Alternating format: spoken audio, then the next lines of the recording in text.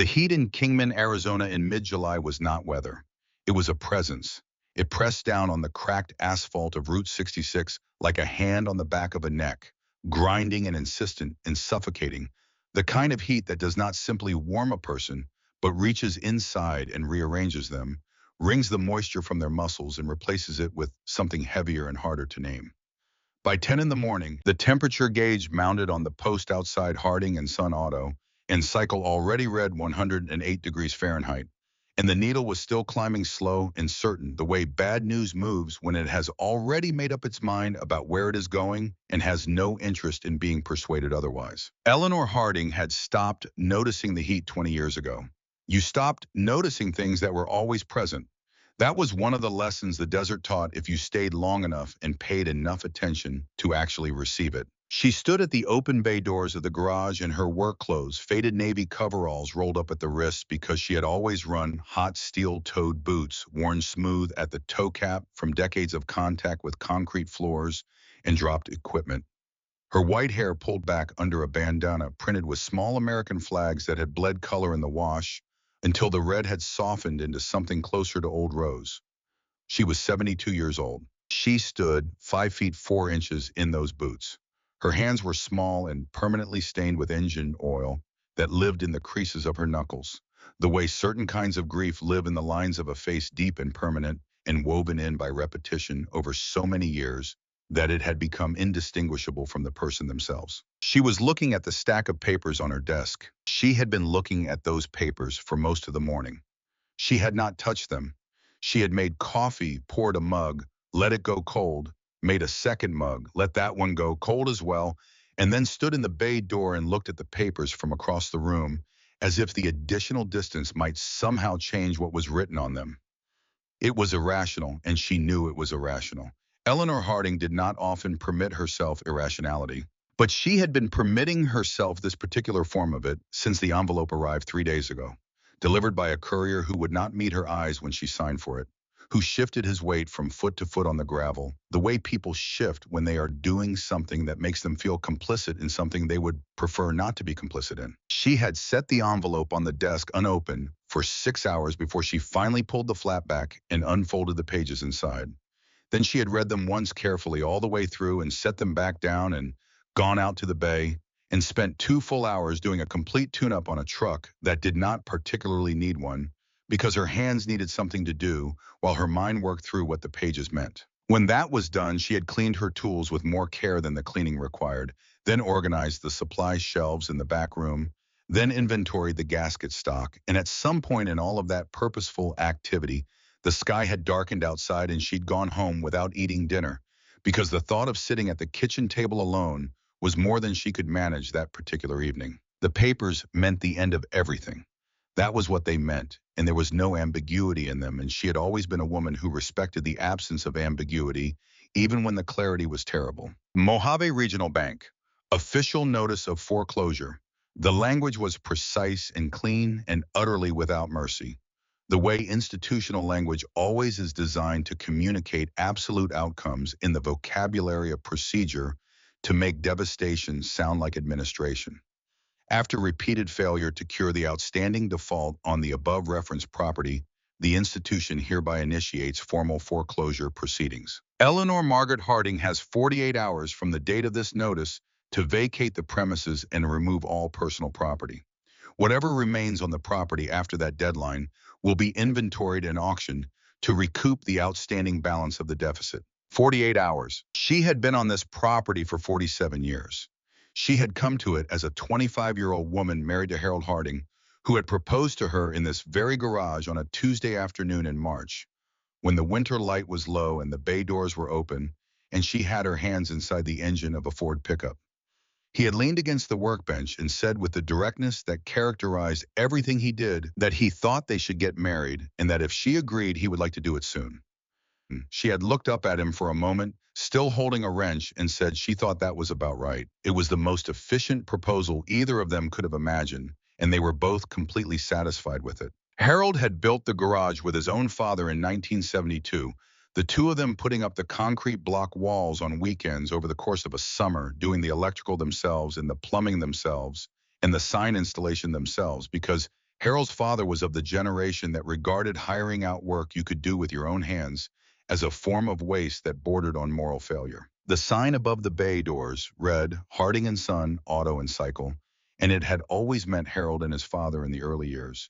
And then Harold and the memory of his father after the old man died in 1985 at 71, while changing the oil on his own pickup in his own driveway, which Harold's father had always said was exactly how he wanted to go. And Harold had told this story many times afterward, with a combination of grief and something very close to admiration. Harold and Ellie had run the shop together for 30 years. She had come to the work without formal training, only the years she had spent watching Harold and his father work, absorbing through observation the vocabulary of engines and tolerances in the particular art of listening to a machine tell you what it needs. She had become in time the better mechanic of the two of them, which Harold acknowledged without difficulty because he was not a man built for ego, and because he took genuine pleasure in watching her work, and because he understood that excellence in the shop was what kept the shop alive. And it did not matter whose hands produced it. Their son, Daniel, had been born in 1978. He had grown up in the garage the way children of business owners grow up, understanding from very early that the place his parents went every day was not separate from the family but continuous with it, that the tools on the pegboard and the smell of motor oil and the sound of engines were as much home as the house down the road. I had inherited Harold's hands and Harold's patience, and he had been beginning to learn the work in earnest when he died at 19. A motorcycle accident outside Flagstaff, a truck that ran a stop sign in the rain, the kind of event that takes 12 seconds and leaves a permanent rearrangement in the world, a space that cannot be filled, that simply remains as a space. They had kept the word son in the sign after Daniel was gone. Ellie had suggested once very carefully that they could change it. Harold had looked at her for a long moment without speaking and then gone back to what he was doing, and she had understood with complete clarity that the sign would not change and had never raised the subject again. There are things you carry because putting them down is simply not available to you as an option. And trying to put them down is not the same as succeeding. Harold had died 5 years ago. Pancreatic cancer that moved through him in 11 months, aggressive and methodical and thorough as if committed to the task. He had worked in the garage through the third month when the fatigue became prohibitive. He had sat in the office giving direction through the seventh month when the pain required management that made sustained concentration difficult. He had stayed in the house for the last 4 months, and Ellie had driven home from the garage every evening to sit with him, and they had watched whatever was on television and talked about things that were not the thing they were both thinking about because talking about it directly did not help either of them, and their long familiarity with each other allowed them to be in the same room with the unspoken thing between them without it destroying the room. He died on a Tuesday in November at home, in the bed they had shared for 4 decades with her hand in his. She had gone back to work the following Monday because the garage needed her, and because Harold would have expected her to go back, and because there was nothing useful she could do in the empty house that she could not also do in the garage, and the garage at least gave her hands something to do. She had kept the place running for 5 years after that. She had done it alone for the most part with occasional weekend help from a teenage boy named Jeb Lawson, who was a quick learner and a hard worker, and who had eventually gotten his mechanic certification and then moved to Flagstaff 2 winters ago to follow a woman who had turned out to be worth following. Ellie had wished him well sincerely because she understood that kind of following better than most. Since Jeb left, she had been the only person in the shop. The interstate highway had been slowly strangling Route 66 for decades, drawing traffic away from the old road with the reliable physics of commerce. The big chain service stations at the freeway exits captured everything that moved on the faster road, and what remained on Route 66 was largely nostalgia tourism that arrived in the spring and evaporated entirely through the worst of the summer heat. She had had 4 paying customers in the 7 days before the foreclosure notice arrived. 3 the week before that. The week before that, she had not bothered to count because counting had stopped being useful information. The debt was not new and not a surprise. Harold's medical bills had accumulated over 11 months of aggressive treatment at a level that insurance covered imperfectly, the way insurance covers things imperfectly when the illness is serious enough that the costs begin to exceed what the policy was designed to manage. She had used the garage as collateral to cover the difference, which had seemed at the time like the right calculation.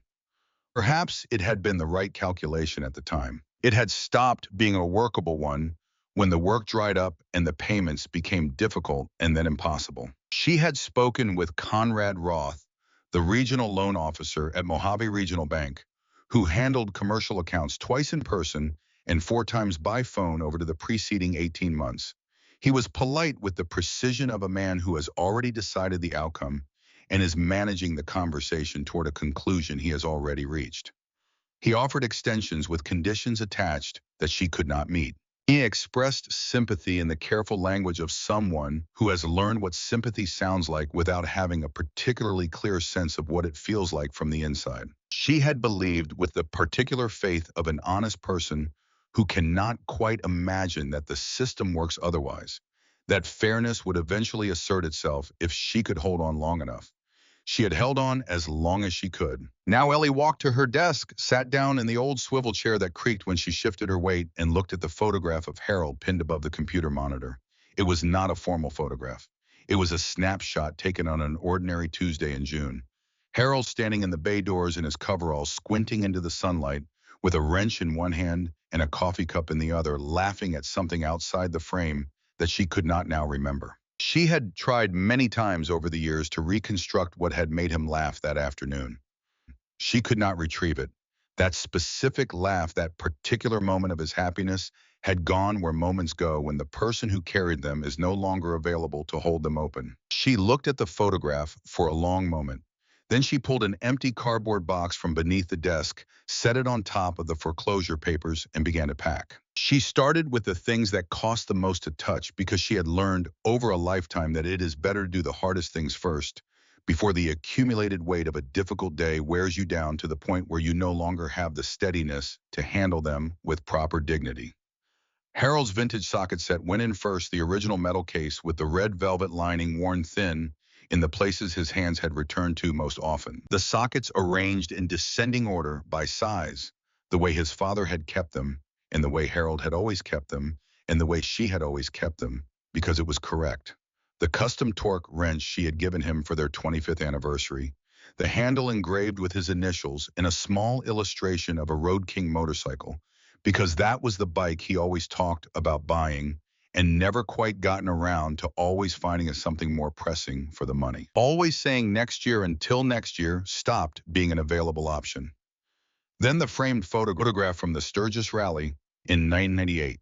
Both of them grinning in the unguarded way of people who do not yet understand that the moment they are standing in will become one of the ones they reach for later, when the good moments are harder to come by. She placed each item in the box, carefully holding each one for a moment before setting it down the way you set something down when you are not sure when you will pick it up again and want the setting down to carry the appropriate weight.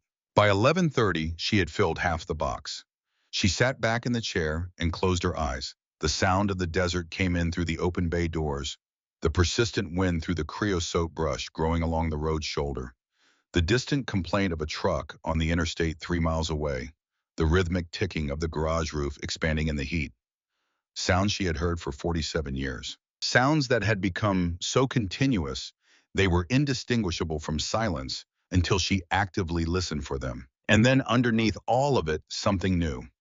Something that did not belong to the usual composition, a mechanical sound, low and uneven, and laboring the particular sound of an engine in trouble, not the steady trouble of a motor running hard, but the drowning, stuttering, asphyxiating sound of a machine, losing a fight against some internal failure, fighting for compression it could no longer maintain. She opened her eyes. She stood and walked to the bay doors and shaded her eyes with her hand and looked down the shoulder of Route 66 where the asphalt shimmered in the heat distortion that turned everything at distance into a wavering liquid mirage. A man was pushing a motorcycle. I was very large.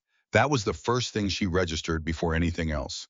Large in the way that decades of hard physical labor makes a man large, not constructed or posed but accumulated density built up through genuine use over many years of work that required the body to do real things. He was in his late 50s, with a thick gray beard and forearms that were roped with muscle under a layer of faded ink that had blurred over the years into something that looked almost like topography, like the contour lines of a landscape that had been through significant weather.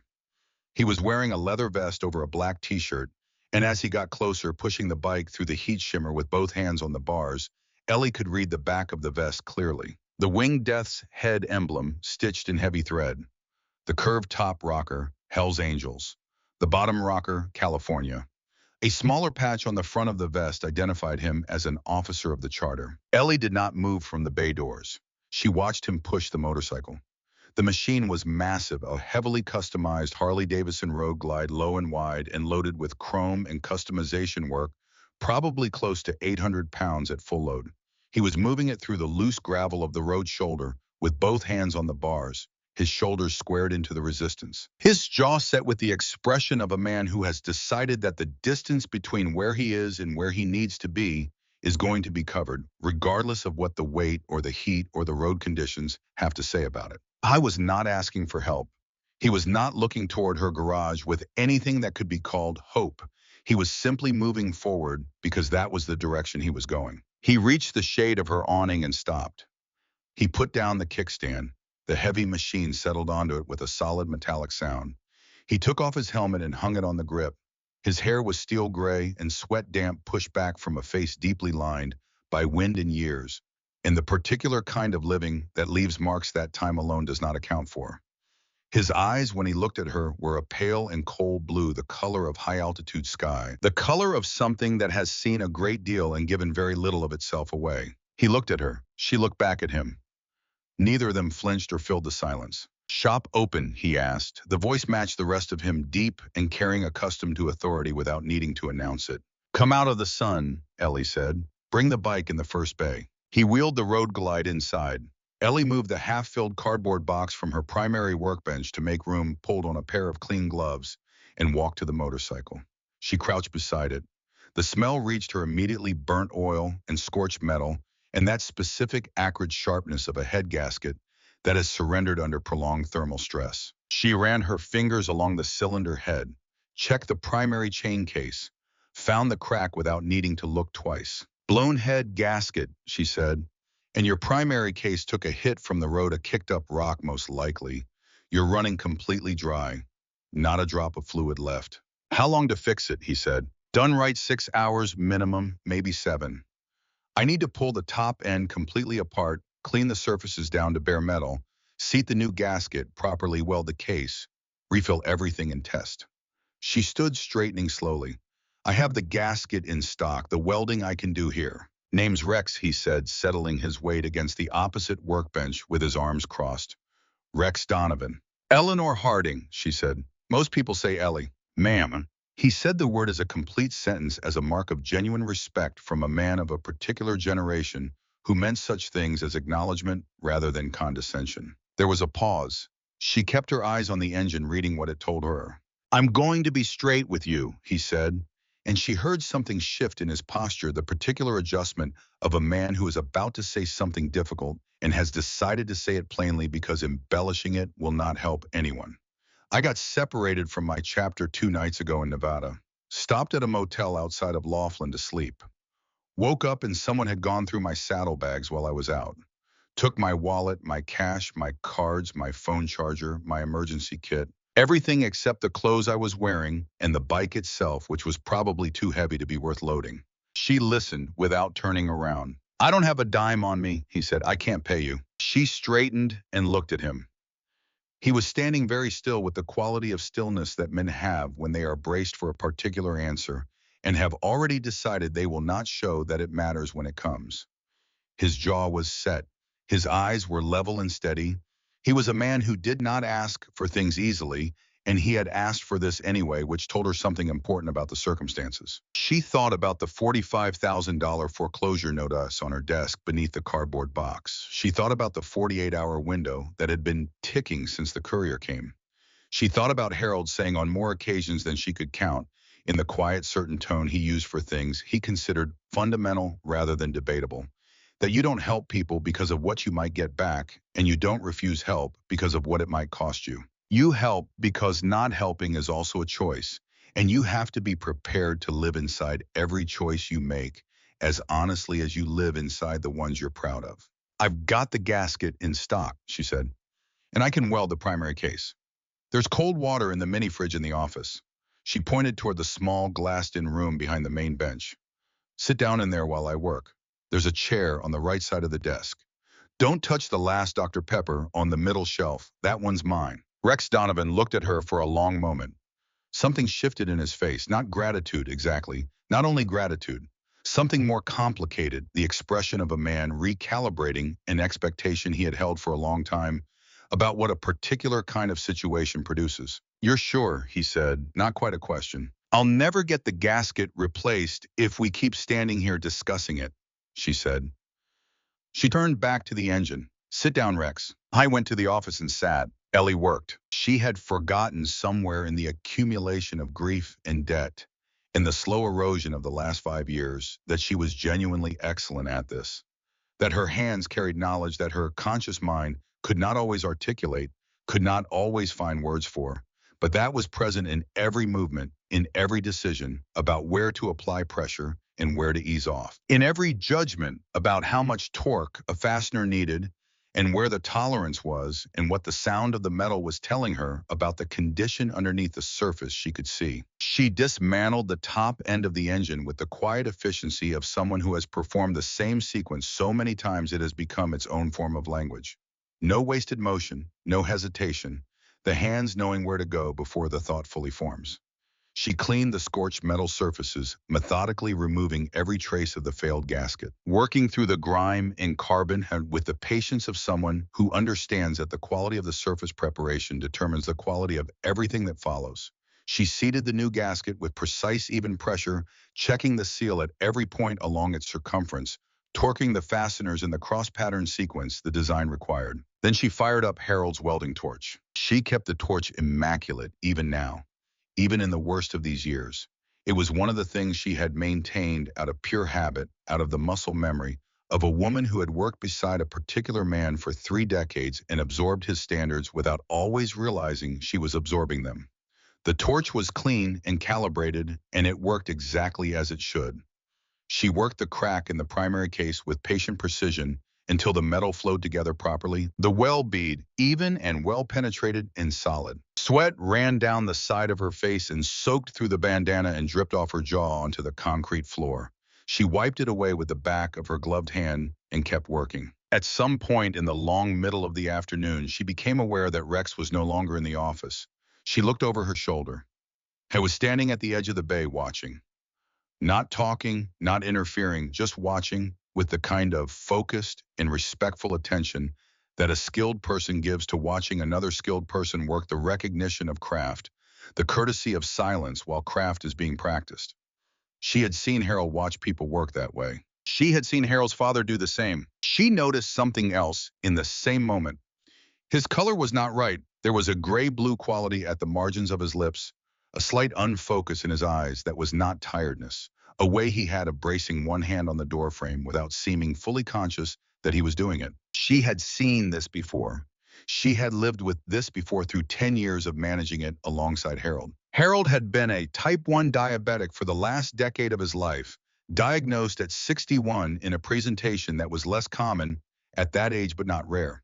She had learned to read the physiological signs, the way sailors learn to read weather, not from a single indicator, but from the combination of them, the way they present together to tell a story that each sign alone would not clearly tell.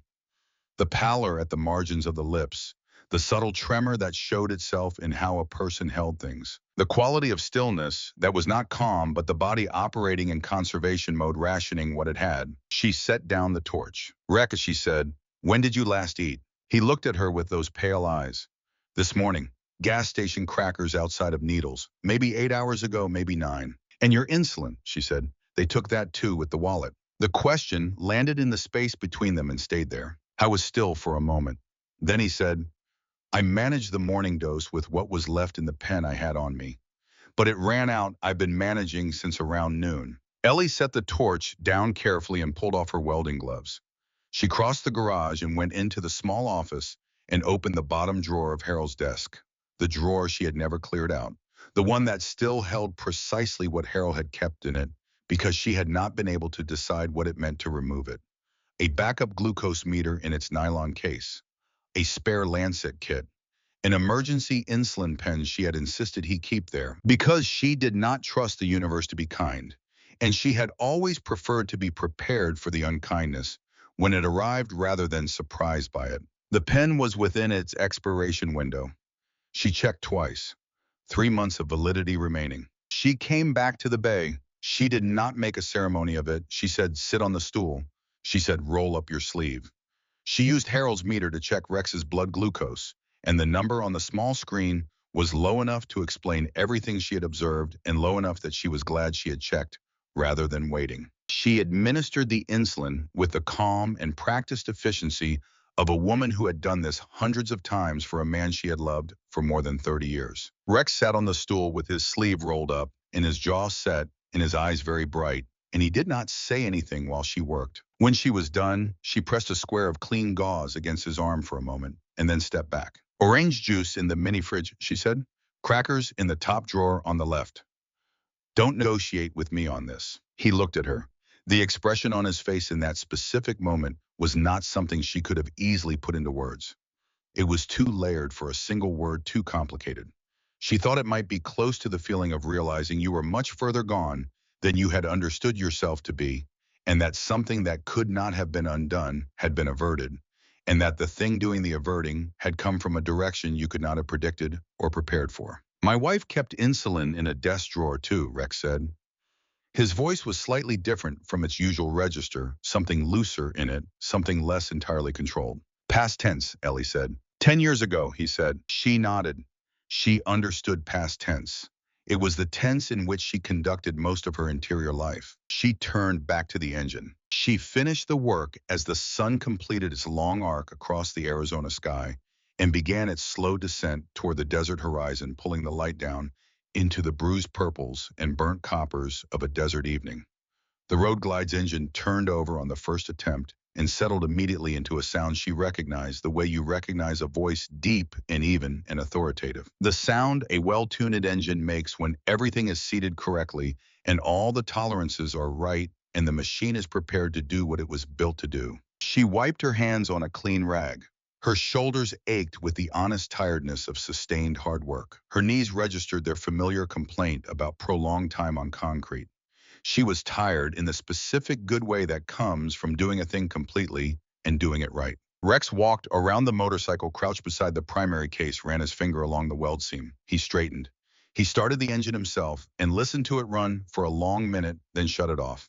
He looked at Ellie. I won't forget this, he said. His voice carried the weight of something decided, something settled into place at a level below the words themselves. The angels remember, that's not something I say to make conversation. It's how we're constituted. Get home in one piece, she said. Route 66 after dark is no place to be riding alone. He put on his helmet. He rolled the Road Glide out through the bay doors. He swung his leg over the saddle, found first gear, and pulled out onto the highway. The sound of the engine built and stretched, and then began its long diminishment as he moved away into the dark, and she stood in the bay doors and watched the single red tail light shrink to a point and then disappear at the horizon. The desert night was beginning. She stood in it for a moment in the silence that was not quite silence, full of wind and distant highway and the small sounds of the desert, doing whatever the desert does when people stop paying attention to it. Then she went into the office and sat down in Harold's chair. She pulled open the bottom desk drawer, one pen lighter now than it had been this morning, and looked at what remained inside. And then she saw something she had not noticed before. Paper clipped to the inside of the drawer's back wall, tucked behind the meter case, was a photograph she had not known was there. She unclipped it carefully. A small photograph, slightly faded at the edges, the color balance of an era long past. Harold, looking perhaps 35, standing on a stretch of desert highway. She did not recognize his hand on the shoulder of a younger man whose face was turned slightly away from the camera. Both of them had the specific physical looseness of people who have just stopped being frightened or who are in the moment just after laughing at something that was frightening, the particular release that comes after a danger has passed. She turned the photograph over. Harold's handwriting covered the back in his characteristic block letters, clear and precise. The handwriting of a man who believed that illegibility was a form of discourtesy, a date, a highway number. One line, good thing I stopped. She did not know what it meant. She had never seen this photograph. She had lived in this building for 47 years and worked at this desk for 30 of them, and she had not known this photograph existed. She thought she knew all of Harold's rooms. Apparently there were rooms she had not found. She set the photograph on the desk and looked at it for a while without resolving anything about it.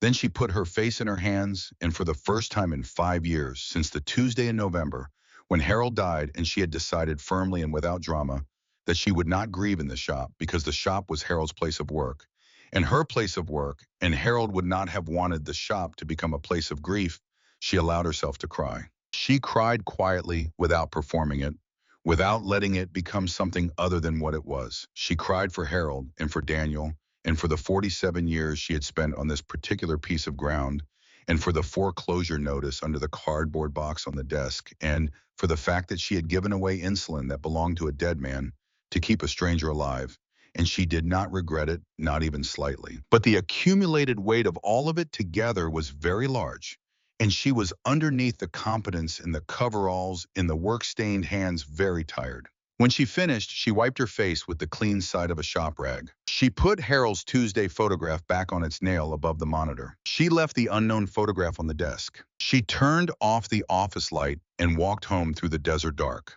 3 weeks passed, and they were 3 of the hardest weeks of Eleanor Harding's life, which was a meaningful distinction in a life that had contained weeks of genuine difficulty. The foreclosure notice had reset something in the way she experienced time.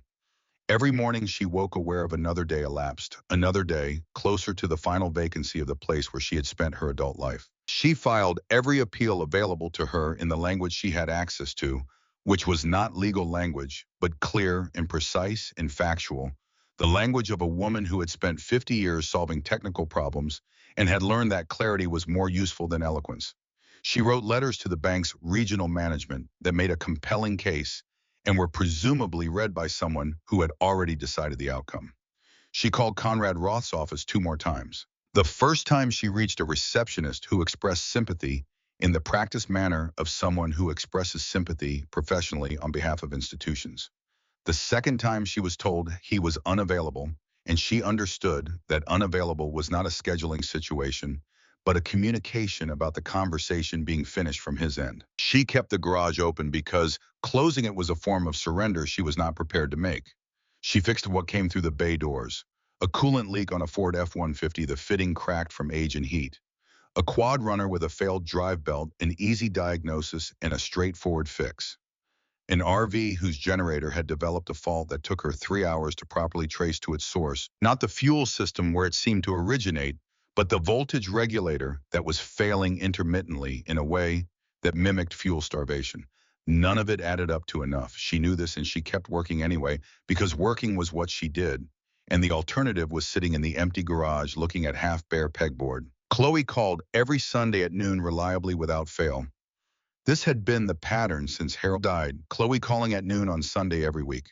The one fixed and certain point in Ellie's weekly schedule that she could count on absolutely.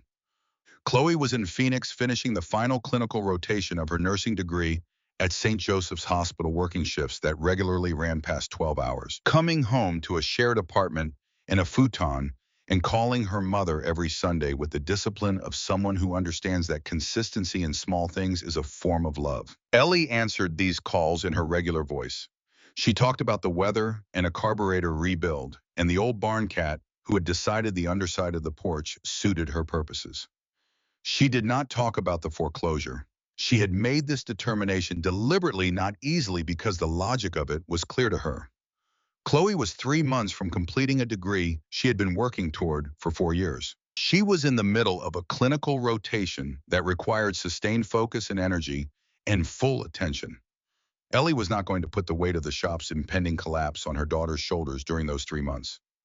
When it was over, however it was over, she would tell Chloe everything. Until then, Chloe would call on Sunday and Ellie would answer in her ordinary voice. She had sold her wedding ring 6 weeks before the foreclosure notice arrived. She had driven to Bullhead City on a Tuesday morning into a pawn shop in a part of town where she was not known, and she had placed the ring on the glass counter and accepted what was offered without negotiating, because she had come to sell it and not to stay, and negotiating would have required her to remain longer in the shop with the ring on the glass between them. The amount she received was sufficient to cover Chloe's last tuition installment, which was what the ring needed to do. She had driven home and not told anyone. On the Thursday morning of the third week after Rex Donovan had ridden away into the dark, Eleanor Harding was sitting at Harold's desk in the garage office. The cardboard boxes were stacked near the bay doors, partially filled, then partially unpacked, in a brief, irrational moment of hope. 2 weeks prior, now filled again and sealed with tape she had applied in the early morning, with the finality of someone who has decided to stop arguing with certainty. The pegboard was half bare. The neon sign was unplugged. The unknown photograph was still on the desk. A second confirmation notice had arrived that morning. The foreclosure deadline restated with the bureaucratic thoroughness of an institution that wants no ambiguity about its position. 48 hours reconfirmed. The language had not changed. Ellie was holding the confirmation in her hands when the floor began to move. It was subtle at first, not an earthquake, not a structural event, but the vibration that comes from something very large, approaching from a significant distance. The coffee cup she had left at the edge of the desk shifted slightly, making a small ceramic sound against the wood. The wrench on the metal workbench began to dance sideways in small hops. The corrugated metal panels of the roof above her started their characteristic low-frequency rattle, the sound she associated with heavy trucks on the highway, but slower and more rhythmic. More like a heartbeat than like a truck. She stood. She walked to the bay doors. She looked north down Route 66, where the highway rose to a gentle crest about a quarter-mile distant. What came over that crest took her several seconds to process as a coherent image, because her eyes were not expecting what they were seeing, and the mind requires a moment to reorganize itself around unexpected information. Motorcycles, an enormous number of motorcycles coming over the hill in tight formation, 2 by 2, filling both lanes of the highway, a column of chrome steel and black leather that caught the midday sun and threw it back in hard shifting flashes. She counted and lost track and counted again. Her first estimate was 50.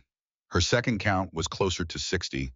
She would learn later that the correct number was 57. 57 Harley-Davidsons riding in disciplined formation down Route 66, and at the front of the column, unmistakable by the profile of the bike and the size of the man behind it, was the road glide she had spent 7 hours rebuilding 3 weeks ago. Rex Donovan. For one long, cold moment, her mind went to the worst interpretation available to it, that the weld had failed somewhere on a dark highway, that the primary case had let go at speed, and Rex had gone down, and these men were riding to the shop where the work had been done for reasons that had nothing to do with gratitude. She had heard things about the Hells Angels over the years.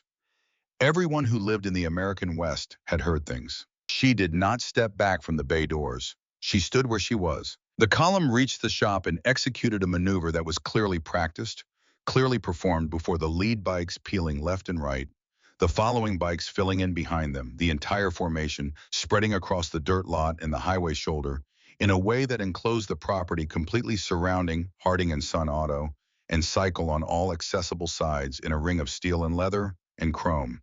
The engines cut in a sequence that moved from front to back like a wave, and the silence that followed was the heaviest silence Ellie had experienced since the moment in November 5 years ago, when Harold stopped breathing. 57 men dismounted.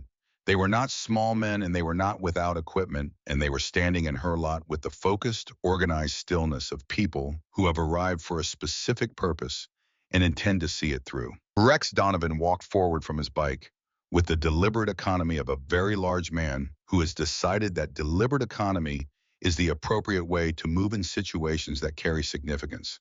On his left was a man whose knuckles were covered in dense tattoo work and whose face carried a pattern of old scars that suggested they had not all come from a single incident. This was Slade Briggs, though she would learn his name only in the next hour. On Rex's right moved a younger man, wire-thin and quick in his movements, with a serpent tattoo coiling from his collar up to his jaw, carrying himself with a contained and alert energy. This was Axel Weaver. They stopped 10 feet from her. The 54 men behind them stopped. The desert held its breath. Ellie looked at Rex. Rex looked at Ellie. The pale blue eyes were the same color they had been 3 weeks ago. "I hope the bike held up," she said, because she could not think of anything else to say, and because it had been the beginning, and going back to beginning seemed right. Something shifted in Rex Donovan's face, something very small and very controlled, but real. "Bike's running perfectly," he said. "That weld has not moved." He turned his head and looked at Slade Briggs. Slade stepped forward and reached into the saddlebag of his own motorcycle, A blacked-out Softail parked near the front of the formation and produced a heavy olive-green canvas duffel bag of the kind that had originally been manufactured for military use. He carried it to the bay without apparent effort, despite its obvious weight, and set it down on the concrete floor with a sound that was unmistakable. The dense, heavy, particular sound of a significant weight of metal. Ellie looked at the bag. She looked up at Rex. "Open it," he said. She crouched beside the bag, her knees noting their usual objection, which she, as always, declined to acknowledge, and gripped the heavy brass zipper and pulled it back. Inside the canvas was a steel ammunition crate, military-grade matte, painted olive with a brass padlock on the hasp. Axel Weaver reached into the inside pocket of his vest and produced a small key on a short chain and held it out. She took it. She fitted the key and turned it.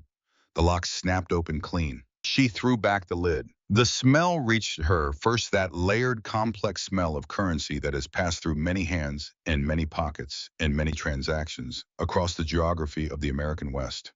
Gasoline and tobacco and leather and something almost sweet underneath all of it. Then she looked at what was in the crate. Stacks of bills rubber-banded into bundles packed in tight rows. 20s, 50s, hundreds. Not bank money with clean, sequential serials, but road money, chapter money, the money of people who conduct their lives substantially in cash and keep it in places other than banks. $75,000, Rex said from above her. Give or take a few hundred, every California charter contributed. We passed the hat from Oakland to San Diego. It took about 10 days for the word to travel and the money to come in. She looked at the money. She looked at it for long enough that several of the men around her shifted slightly in place. Then she stood using the edge of the workbench for support and turned and faced Rex. "You were close to the edge when you got here," she said. 3 weeks ago. I didn't say it then. My blood glucose was somewhere around 40 when I pushed that bike into your bay," Rex said. So I had been moving through 110-degree heat for 3 miles with no insulin and nothing in my stomach since morning. When my vision starts narrowing the way it was narrowing, I have about 90 minutes before it becomes something I can no longer manage on my own. He paused. If you had turned me away, I would not have made the highway. He looked at her steadily. You gave me insulin from Harold's desk drawer, he said. She looked at him sharply. I didn't tell you whose it was. No, he said, but the name was on the pen, and I saw the photograph above the monitor. Same man. He held her gaze. I looked Harold Harding up afterward. 47 years running this shop. Well regarded by everyone I could find who had known him or worked with him. I was the best man I've known, Ellie said. Her voice was even. Keeping it even required some maintenance, but she managed it, and I've known some genuinely good ones. The silence between them had a different quality now something had been opened in it. You did not know me, Rex said. You saw the patch. You understood what the patch means in the imagination of most people. You knew I couldn't pay. You spent 7 hours of your time, and you used medication that had belonged to your dead husband, and you did all of it without making it a performance or requiring anything from me in exchange. He paused. The Hells Angels pay their debts. That is not marketing language. It is a principle that has governed this organization since before I was a member. You saved my life, Eleanor Harding. And the men who are standing in your garage right now are here because we do not allow the people who save our lives to lose everything to institutional fraud. Before Ellie could form a response to the weight of all of that, the sound of a car engine pulling into the lot interrupted the moment. A black BMW sedan came up the approach, crunching across the gravel with the quiet confidence of a vehicle whose driver has not yet seen what is in front of him. Behind it, its light bar, cycling silent blue and red in the afternoon sun, was a Kingman County Sheriff's Department cruiser. Conrad Roth stepped out of the BMW in his tailored gray suit holding his clipboard, wearing the expression of a man who has arrived to oversee an unpleasant but necessary task and expects the machinery to proceed without variance from the plan. He came around the front of his car and stopped. He had not seen the motorcycles from the bottom of the slope. The hill had blocked them from his view. He had driven up expecting a woman with boxes. Instead, he found 57 Hells Angels. The clipboard dropped. He caught it by reflex and clutched it against his chest with both hands, and the color left his face in the rapid way that color leaves a face when the body has registered a threat before the conscious mind has caught up to the assessment. Behind the BMW sheriff, Dale Mercer stepped out of the cruiser. Mercer was in his mid-60s with a gray mustache kept short in the squared posture of someone who has spent 30 years deciding how dangerous things were before deciding how to respond to them. He took in the scene, the motorcycles, the leather, the 57 men, the ammunition crate visible through the open bay doors. His hand moved toward his holster and stopped before it arrived there. I was doing arithmetic, and the arithmetic was producing a clear answer. He crossed his arms instead. Rex Donovan, he said. Sheriff Mercer, Rex replied. The same controlled neutrality on both sides, the careful calibration of two men who have occupied opposite sides of a structural line and understand each other's positions with clarity. That's a considerable number of people for a financial transaction, Mercer said. We have strong feelings about financial justice, Axel Weaver said from Rex's right, in a tone so dry it was nearly inaudible. Mercer looked at Axel for a moment. Then he looked at Rex. Ms. Harding is receiving assistance. She has the full amount needed to cure the default, Rex said. We're here to see that it gets accepted. Conrad Roth had recovered enough composure to attempt an assertion of the only authority he had available, which was institutional. He stepped forward, his grip tight on the clipboard. Harding, he said, and his voice was doing its professional best to approximate his office tone. Whatever this is, the bank's legal position has not changed. The foreclosure timeline is legally established and cannot simply be suspended because she has the money, Roth, Rex said. His voice did not rise. It did not need to. Large cash transactions require regulatory compliance forms. IRS disclosure thresholds apply to any single transaction over. Legal tender, said Sheriff Dale Mercer, from his position beside the cruiser with the measured patience of a man who has had to explain this more times than he finds interesting, is legal tender. If the party in default presents the full amount necessary to cure the default, before the foreclosure is legally finalized, the creditor institution is required by state law to accept it. That has been the law in this state since before you passed your licensing exam, Richard. Roth looked at the sheriff. The calculation happening behind his eyes was entirely visible to anyone paying attention. There is also, Axel Weaver said, stepping forward from Rex's right, this. He produced a manila folder from the inside pocket of his vest and placed it on the hood of Roth's BMW with a flat, deliberate sound, the sound of something inevitable being set down in its proper place. Shell Company, he said in the conversational tone of someone presenting information they find interesting rather than accusatory. Registered in Nevada. Principal Darlene Marie Roth, your sister Conrad. The company filed a letter of intent to purchase this property at the foreclosure auction 11 days ago. He let that number sit for a moment. 11 days ago is 4 days before the public auction was formally announced and 2 days after you denied Ms. Harding's third extension request. The company had prearranged development financing from a commercial fuel station group already in place before the auction was on any public calendar. The developer had been assembling permits for a fuel station complex on this parcel before the foreclosure was finalized, before the auction had a date, before any of this was theoretically public record. He looked at Roth with the mild interest of someone reading a simple document. Our research capability is extensive. We have been applying it for 3 weeks. Sheriff Mercer walked to the hood of the BMW and picked up the manila folder. He opened it and read for approximately 90 seconds. His jaw set in the way that a jaw sets when what is being read is more detailed and more damning than the suspicion that preceded it. Richard, Mercer said without looking up from the folder, I'm going to need you to not leave town. We'll be having a conversation in the next day or two. Roth looked at Mercer. He looked at the folder. He looked at the 57 Hells Angels standing in the lot, none of whom had moved or spoken. He looked at Ellie, who was standing in the bay doors of her garage, watching him with an expression that contained no anger. No satisfaction, just the clear and steady attentiveness of someone who intends to remember precisely what they are seeing. He looked at the ammunition crate visible through the bay doors sitting open on the concrete floor. He picked up his pen. His hand was not steady. He signed the receipt that Axel had prepared, the total arrears figure, the early termination penalty, the data line releasing the lien on the property.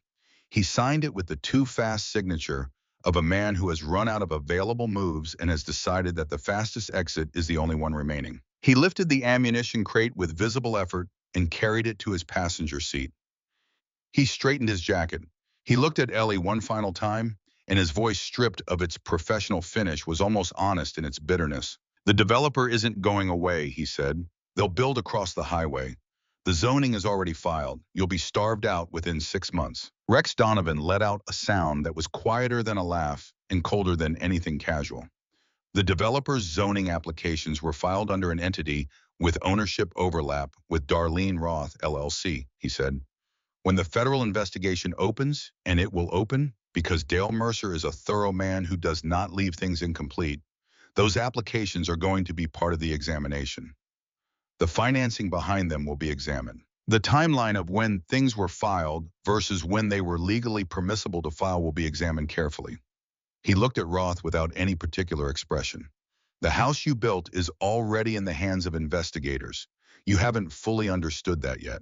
Conrad Roth got into his BMW and reversed out of the lot, spinning gravel, and pulled onto Route 66, heading south at a speed that communicated something about his state of mind. They watched until the car disappeared. Mercer was still holding the manila folder. He looked at Rex. He looked at Ellie. I should have been paying more attention to the pattern of those extension denials, he said. I knew Harold. I knew the shop. That's on me. He paused. I'll be in touch, Ms. Harding. Thank you, Dale, she said. He tipped his hat, the deliberate, uncommon gesture of a man who reserves it for things that have genuinely earned it. Then he got in the cruiser and drove. The dust from Roth's departure settled slowly in the still air. The desert went quiet. Ellie stood holding the signed receipt in both hands. The ink was shaky from Roth's unsteady grip, but the words were legible and legally sufficient. Debt discharged, lien released, property free and clear. She looked at Rex. There was something she had been thinking about since the morning she found the photograph in Harold's drawer. Something she had been carrying for 3 weeks, unsure whether to say. She had decided somewhere in the early hours of this particular morning that she would say it if the opportunity came, and the opportunity had arrived. Rex, she said, before you came today, when I was packing, I found a photograph in Harold's desk drawer, the bottom one, the one I hadn't cleared out. He watched her with those pale eyes. He'd written on the back of it, she said, a date and a highway number and one line that said, good thing I stopped. She paused. There was a young man in the photograph. Harold had his hand on the man's shoulder. I couldn't identify the man. Rex went very still. I don't know which highway number is on that photograph, he said carefully. But tell me. She told him. He looked away. He looked at the desert, at the highway running in both directions, at the mountains on the horizon. He stood that way long enough that several of the men behind him exchanged glances, reading something in the quality of his stillness that they had not seen before. Then he said, I need to see that photograph. She brought it from the office desk where it had been sitting since the morning she found it, where it had remained, because she had not been able to put it in a box and had not been able to file it and had only been able to leave it in the place where things remain when you cannot yet decide what to do with them. She carried it out and held it out to Rex. I took it. He looked at the front.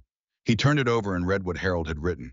He turned it back to the front and looked at the young man standing on the highway in the desert light with Harold's hand on his shoulder. The color went out of Rex Donovan's face, not the medical pallor of low blood glucose. Something deeper than that, something below the physical, something that moved through a man when he encounters something he did not know was waiting for him. That's me, he said. The words arrived separately, one at a time, each one carrying its own weight. Ellie looked at the photograph again. The young man was perhaps 25 in the picture, with dark hair not yet gray and a face not yet written on by decades of road and weather. But the jaw was the same jaw she had been looking at for the past hour, and the build was the same build, and the eyes in profile had the quality, even in an old photograph, that she recognized the quality of something that looks at long distances regularly. I went down on this highway in 1989, Rex said. His voice was controlled, but controlled the way a thing is controlled when it requires active effort to keep it that way. I was 26 years old, a sportster. I was riding too hard in October rain on a wet stretch of road I knew was wet and rode fast on anyway, because that is the kind of judgment 26-year-old men make when they are convinced of their own indestructibility. I went down on a broken center line and ended up under the bike. Broken arm, laceration on the inside of my left wrist that was going to be a serious problem if someone didn't stop in the next few minutes. A man stopped. Ordinary-looking man in work coveralls driving a pickup truck. He got the bike off me. He had bandaging in his truck, and he knew how to apply pressure correctly. He moved like someone who had done emergency work before. He drove me to the emergency room himself And he waited until I was inside and in the hands of a doctor, and then he was gone before the doctor came back out to talk to him. He paused. I tried to find him afterward. I asked at the hospital. I went back to that stretch of road and asked at every business I could find. Nobody knew who he was. After enough time, I stopped looking. But I never stopped thinking about it. I never forgot him. The desert was absolutely quiet. He never told me, Ellie said. Her voice was level. The levelness required some maintenance. He never said a word about it to me in all the years between then and when he died. No, Rex said. I would not have expected him to. Men like Harold don't stop for the story. They stop because not stopping is something they simply cannot choose. It's constitution, not calculation. He looked at the photograph for another long moment. Then he folded it carefully along an existing crease and put it in the inside pocket of his leather vest against the left side of his chest. Keep it, Ellie said. It belongs with the person it's about. Rex Donovan looked at her. He held her gaze. Something in his face was very close to the place where people who have been impervious for a long time go when something finds the gap in the armor that they did not know was there. He turned to the men behind him. Let's unpack those boxes, he said. And 56 Hell's Angels walked into the garage of Eleanor Harding and began putting things back where they belonged. What followed was one of the stranger hours of Eleanor Harding's life, and she had been collecting strange hours for 72 years, so the competition was well established. She stood in the center of her garage bay and watched men who looked like the advance force of an occupying army carefully remove Harold's tools from cardboard boxes and return them to their places on the pegboard. They watched her face when she walked to the board to show them where things went, and they learned the arrangement quickly, and they were careful with the tools in the way that people are careful with things when they understand that the things carry weight beyond their physical weight, that they belong to someone who is gone, and that this adds a quality to the handling of them that cannot be precisely articulated but can be felt and respected. Slade Briggs, the enforcer, the scarred one, the man who occupied space the way a weather system occupies space as something to be reckoned with, rather than simply moved around, was the one who swept the floor. He did it with complete methodical attention, addressing the corners and the edges and the long gap along the base of the workbench where grit accumulates and is most easily overlooked. He worked the broom with the focused care of someone who has strong opinions about how a job should be done and applies those opinions consistently, regardless of whether anyone is watching. When he was done, he replaced the broom on its hook without being directed. Axel Weaver found the neon sign unplugged in the corner and looked at her with a question in his face. She nodded once. He traced the cord along the wall to the outlet behind the shelf unit and plugged it in. The sign flickered twice and caught, and the warm electric blue that it produced spread across the concrete floor and softened the hard edges of everything it touched. Several of the men paused when the blue light came on, the involuntary brief catch of people who encounter unexpected beauty in an unexpected place and cannot quite help themselves. She had not realized until the light came on how dark the garage had felt without it for all the weeks it had been unplugged. A large man from the Sacramento charter, who went by Bishop, whose given name was somewhere underneath that designation, and who had spent 15 years as a working professional mechanic before his life had gone in its other direction. Found the broken bay lift on the left side of the garage and examined it with the focused attention of someone assessing a problem he has encountered before and knows he can solve. He fixed it in 40 minutes using tools from his own saddlebag, testing the mechanism at each stage of the repair, confirming the fix with the thoroughness of a man who does not consider a job complete until it has been verified. When he was finished, the lift moved smoothly and correctly along its full range, and he tested it twice before he was satisfied with it. Ellie had been working around that broken lift for 6 months. She had adapted her workflow around it so completely that she had almost stopped noticing it was broken. She opened her mouth to object to the repair on some grounds of propriety that she could not entirely articulate even to herself. Bishop looked at her with the look that mechanics exchange when one of them is about to make an argument the other considers fundamentally misguided. She closed her mouth and let him finish. Rex came out of the office where he had been on his phone for most of an hour and stood in the bay doors and looked at the garage with the expression of a man who has confirmed that what he came to do has been done. He had a cast iron plaque in his hand, heavy and dark, the winged death's head emblem cast in sharp relief across the top, text below it that she could not read from where she was standing. He walked to the front entrance, the ordinary door rather than the bay, and took a hammer from the now full pegboard and drove the plaque into the wood above the doorframe with 4 solid strikes, the kind of installation that does not come down unless someone decides to take it down with deliberate intention. He stepped back and looked at it. She walked to see what it said. Protected by the Hells Angels, MC in honor of Harold Harding. She read it twice. The first time to take in the words. The second time to let them land at the depth they deserve to land at. In honor of Harold, Rex said without looking at her, still looking at the plaque. Not only for you, for him, because he stopped on a wet road in October 1989 and drove a stranger to the hospital and went home and said nothing about it, and I have been unable to thank him for 30 years because I did not know his name. He paused. Cast iron in the desert outlasts most other things.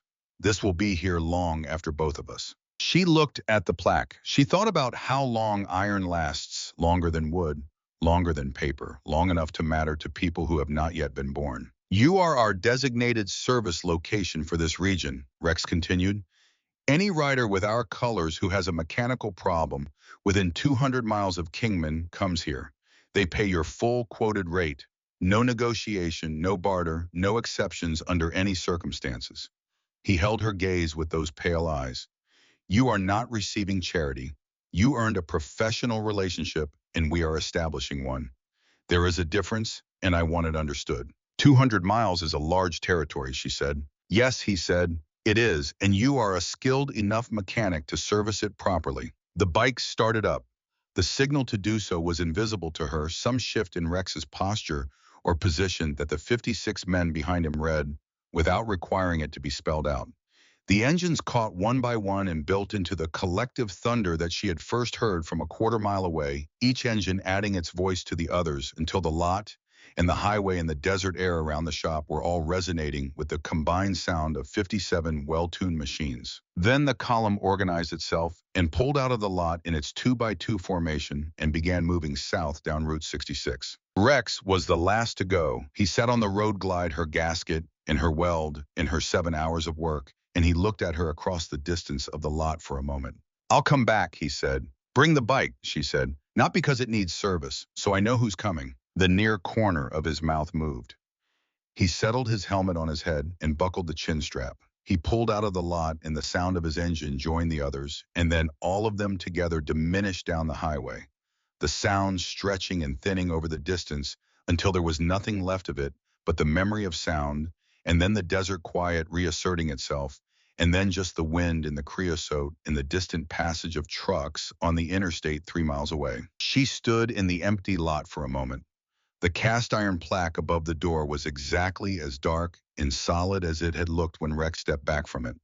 The neon sign was on inside the bay, its blue light visible through the open doors washing the clean floor. She went into the office and picked up the phone and called Chloe. The call rang 4 times. Chloe picked up with the breathless quality of someone who has just finished a long clinical shift and is not yet fully back in the regular world. Mom, it's Thursday. Is everything all right? Everything is fine, Ellie said. I have things to tell you. Some of them are things I should have told you earlier than this. I need you to not interrupt until I've finished. A short pause. Okay, Chloe said in the voice she used when she was already concerned and was managing it. Ellie told her everything. She told it from the beginning, from the debt and the notices and the 48-hour window and the pattern of Conrad Roth's extension denials. She told her about the wedding ring and the drive to Bullhead City and what the ring had needed to do. She told her about Rex Donovan and the broken road glide in the 7 hours in the July heat and the insulin pen from Harold's drawer. She told her about the 57 motorcycles coming over the hill 3 weeks later and the $75,000 in the ammunition crate and the confrontation with Roth and what Axel Weaver's manila folder had contained and what Sheriff Mercer had said and what Roth had done when all his moves were gone. She told her about the photograph in Harold's bottom drawer, about the date and the highway number, and the line that said, "Good thing I stopped." She told her what Rex had said when she showed it to him, and about the October rain in 1989, and the broken arm, and the scar on his wrist, and about Harold driving a stranger to the emergency room, and going home and saying nothing about it, not once, not ever. She told it in order, plainly, without embellishment. She told it the way she did everything. When she was done, the line was silent long enough that she almost spoke. Then Chloe said with a quality in her voice that Ellie had not heard before, something that sounded like the simultaneous experience of several large and complicated emotions occupying the same space at the same time. Mom, I know, Ellie said. The ring, Mom. You sold the ring and didn't tell me. It was gold, Ellie said. Gold is a material that can be converted into money, which can be converted into your education, which cannot be converted back into anything smaller than itself. I made the right exchange, and I would make it again. Dad would have done exactly the same thing, Chloe said, and her voice was doing something complicated when she said it. Yes, Ellie said, he would have. A silence in this one was softer than the earlier ones. Then, are you all right, honestly? I am very tired, Ellie said, and I am also genuinely fine. I don't find those two things contradictory. I'm coming home this weekend, Chloe said. You have clinical obligations. I'll arrange it. I'm coming home this weekend, and I am not going to negotiate about it. Ellie did not negotiate. She found to some surprise that she was genuinely and without complication glad. She locked the garage and walked home through the early desert evening and cooked a proper meal for the first time in longer than she wanted to calculate. Eggs and toast and a tomato. From the small garden she kept behind the porch out of pure stubbornness, when everything else in her life had contracted a garden she had maintained through the worst of the past year, because abandoning it would have felt like a concession she was not prepared to make. She ate at the kitchen table slowly, in the quiet that the house always held in the evenings. Harold's absence was what it always was present in the space, filling it with something that was not nothing and not quite presence, the specific weight of someone who has been in every room of a place for 30 years and whose absence changes the rooms in ways that do not resolve over time, but become familiar in their own way. She slept without difficulty for the first time in many months. There was something in the resolution of the afternoon that had released a pressure she had been carrying so long she had stopped being fully aware of its weight. She did not know as she slept that Slade Briggs had not left the property. He had moved his blacked-out Softail around to the north side of the storage shed after the column departed into the shadow, where the shed wall met the back of the property, invisible from the highway and from the house.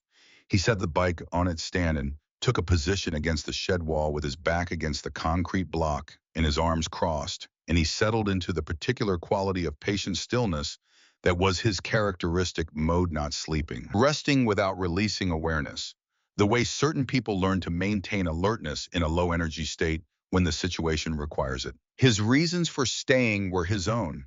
He had not shared them with Rex, and he would not share them in the future, because some things you do because you have decided they need doing, and sharing the reasons would make it into something other than what it was. The reasons were this. 22 years ago, his father had owned a body shop in the Central Valley of California, a good shop, a shop that had been in the family for 15 years and was where his father had worked every day of his adult life.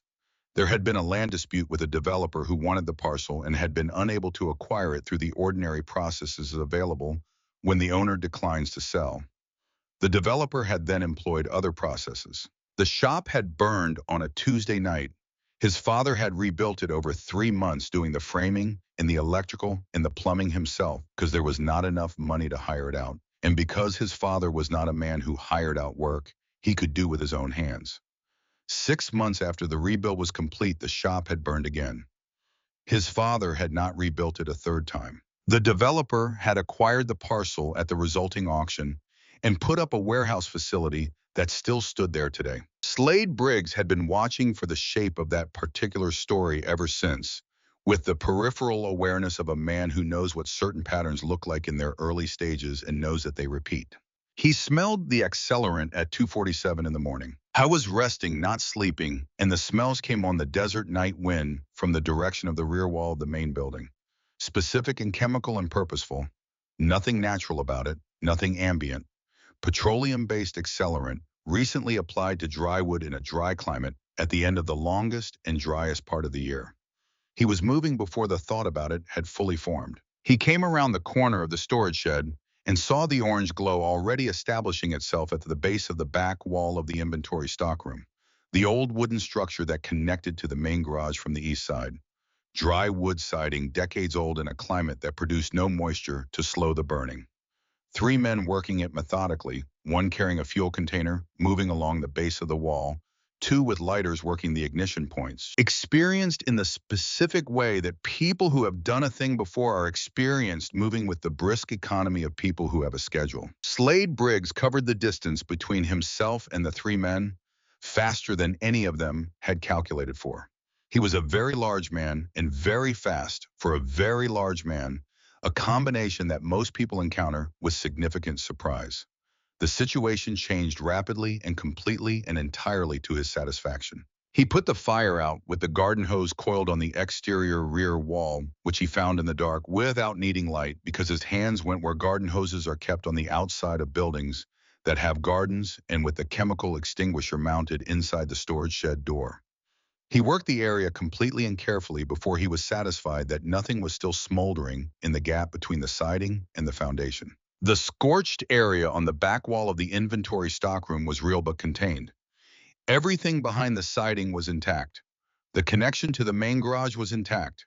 The main garage was intact. Harold Harding's tools were on the pegboard, and the neon sign was dark for the night, but would be lit again in the morning, and the structure itself had not been compromised. The three men he secured to the chain link fence at the rear perimeter of the property using zip ties from his kit. He positioned them at a point where they were not in medical danger, but could not reach their phones, which he placed 6 feet away on the ground where they could see them, but not reach them. Then he called the Kingman non-emergency police line and gave the address and described precisely what had occurred and what he had done and the condition and location of the three individuals. He gave no name. He collected his motorcycle and was gone from the property before the responding cruiser's headlights came up the access road. Ellie woke to the sound of a police radio and came out of the house in her robe to find an officer at the corner of the building. He walked her around to the rear of the property and showed her the scorched siding at the base of the back wall, the three men secured to the fence, the fuel container on the ground, the phones on the ground 6 feet away. He explained that an anonymous caller had reported the incident and had intervened before the fire could develop into something serious. Who called it in? She asked. The caller did not provide a name, the officer said. She looked at the scorched siding. Real damage, genuine damage, but contained. The stockroom wall behind it intact. The main garage intact. Harold's tools on the pegboard, still where they had been put back that afternoon. The neon sign dark for the night, but they're still on its cord. She looked at the three men on the fence. Two of them she did not recognize. The third she recognized as a man she had seen at a service station on the south side of Kingman that she knew had commercial relationships with the Roth family's extended network of business interests. She gave the officer her statement thoroughly and accurately, which was how she gave everything. She watched the three men taken into custody in the gray pre-dawn light. She went back inside and made the first coffee of the day, while the sky outside was still the flat gray of an hour before sunrise. In the morning, she walked the perimeter of the building as a matter of practical inspection, assessing the damage to the back wall and looking at the surrounding ground. At the north side of the storage shed in the dry dust, she found a tire track. A wide-profile rear tire, the distinctive tread pattern of a specific kind of motorcycle tire. A single bike. The track led in from the highway shoulder and turned north and did not return south. She stood looking at the tire track for a while. She went inside and did not call Rex to ask about it. Some things are understood more completely through what a person does than through what they say, and asking would have required an answer, and the answer was already clear enough without one. The three men were charged with attempted arson and criminal trespassing. Their connection to Conrad Roth's network of commercial associates was established as part of the federal investigation that Dale Mercer had set in motion by the following morning, working with the methodical thoroughness that characterized everything he did. The evidence contributed significantly to the case, both the fuel container and the accounts that the three men provided under questioning, and the documented commercial relationships between them and the Roth family interests. Conrad Roth was arrested 17 days after the afternoon in the garage lot. Federal bank fraud charges, 2 counts of conspiracy to commit wire fraud in connection with a financial institution, 1 count of conspiracy to commit arson in furtherance of financial crimes. Mercer had worked without shortcuts and without haste, which was how he always worked, building a case that was solid at every foundation point before taking it forward. The shell company structure dissolved under examination in the first week of investigation. Darlene Ross Real Estate LLC was frozen pending the investigation. The commercial developer's zoning applications were suspended pending examination of the underlying financing timeline and its relationship to the Roth family network, which examination revealed that the timeline was not defensible under the regulations governing such applications. Roth's prediction that the developer would starve the shop out by building across the highway turned out to be the one thing he had said that was not fully accurate in its framing, because the developer's ability to bring anything to the parcel across the highway was now entangled in a federal investigation and was not going to disentangle itself on the timeline Roth had imagined. Ellie read the account of the arrest in the Kingman Daily Miner on a Friday morning at her desk with a coffee that she allowed to go cold for once because she was reading carefully and did not want to be interrupted by having to get up and refill it.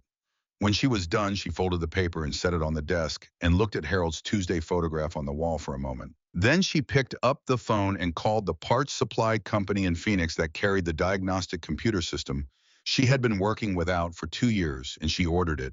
And when the representative asked when she would like it delivered, she said as soon as possible. Chloe came home that Saturday as she had promised, driving up from Phoenix in the secondhand Civic she had owned since her second year of school, a car she maintained with the same quiet diligence. She applied to everything with a small cactus on the dashboard she had named, and declined to explain the name of to anyone who asked. She pulled into the garage lot in the early morning when the air was still cool enough to carry the night's chill, and she got out and stood in the gravel and looked at the building. She looked at the cast iron plaque above the front door for a long time. She read it twice the way Ellie had read it the day Rex nailed it up, giving the words the time they deserved. Then she walked into the garage and stood in the center of the main bay and breathed in the specific layered smell of the place, oil and metal and old rubber, and the warm electrical hum of the neon sign. And she said, "Tell me the whole thing again. From the beginning, in person this time in this room." Ellie made coffee, and they sat in the office, Ellie in Harold's chair, and Chloe in the chair she had pulled around from the corner, and Ellie told it all again from the beginning. She told it the same way she had told it on the phone, but with the room around them, adding something to the telling, that the phone call had not been able to carry the presence of the actual place where parts of it had happened. The actual desk and the actual photograph and the actual pegboard behind the actual tools. Chloe listened without interrupting. Her face moved through a series of adjustments that were not simple to read individually, a sequence of recalibrations, each one the adjustment of something she thought she had understood fully and was discovering contained more than she had previously grasped. When Ellie was done, Chloe looked at the framed photograph on the desk. After Rex took the drawer copy away with him, which was correct and what Ellie had told him to do, Ellie had ordered another print made from the negative she found in Harold's shoebox of undeveloped film rolls, a box she had kept for 30 years without ever taking it anywhere to be developed. The print had cost her $4 and had come back from the pharmacy looking exactly like the original. Harold on a highway in the light that falls in photographs of the late 1980s, his hand on the shoulder of a young man who had been 26 years old and had just had his life saved on a wet stretch of desert road. He stopped on a highway in the rain in 1989, Chloe said, and went home and made dinner and never said a word about it. Not once. Not to you, not to anyone. That was your father, Ellie said. And 30 years later, the same man pushed a motorcycle into this bay. Yes. And you gave that man Dad's insulin without knowing any of the rest of it. Yes. Chloe was quiet for a moment looking at the photograph. Then she said, "That is not a coincidence. I don't have a word for what it is, but it isn't a coincidence." Ellie considered this. She was not by temperament or by the training of 50 years as a mechanic, a person who reached for explanations that lived outside the demonstrable. She believed in things she could measure and verify and test. She had spent her professional life reading physical evidence and following it to conclusions and declining to speculate beyond what the evidence actually supported. But she had been thinking about this question since the afternoon Rex had recognized the photograph and told her about October 1989, and she had arrived at something that was not a conclusion, but was something she was prepared to hold. "I don't know what to call it," she said. "What I know is that Harold was a person who stopped when someone needed help, and that he raised me to be the same kind of person, and that the choices we both made separately and decades apart came back around in ways neither of us could have planned. Whether there is a word for that, or whether it simply is what it is, I'm not equipped to say with confidence." She looked at the photograph. "What I know is that the shop is still standing, and that you are going to finish your degree and become a nurse. Those are the things Harold would have cared about most. The rest of it is the story around those things. Chloe looked at her mother with the level and clear attention that was the Harding family's characteristic mode of looking at things that were difficult to look at and needed to be looked at anyway. I want to meet him, she said. Rex, he said he'd come back. I want to thank him. He'll say there's nothing to thank him for, Ellie said. I know, Chloe said. I'll thank him anyway. That's my prerogative as the person who wants to do the thanking.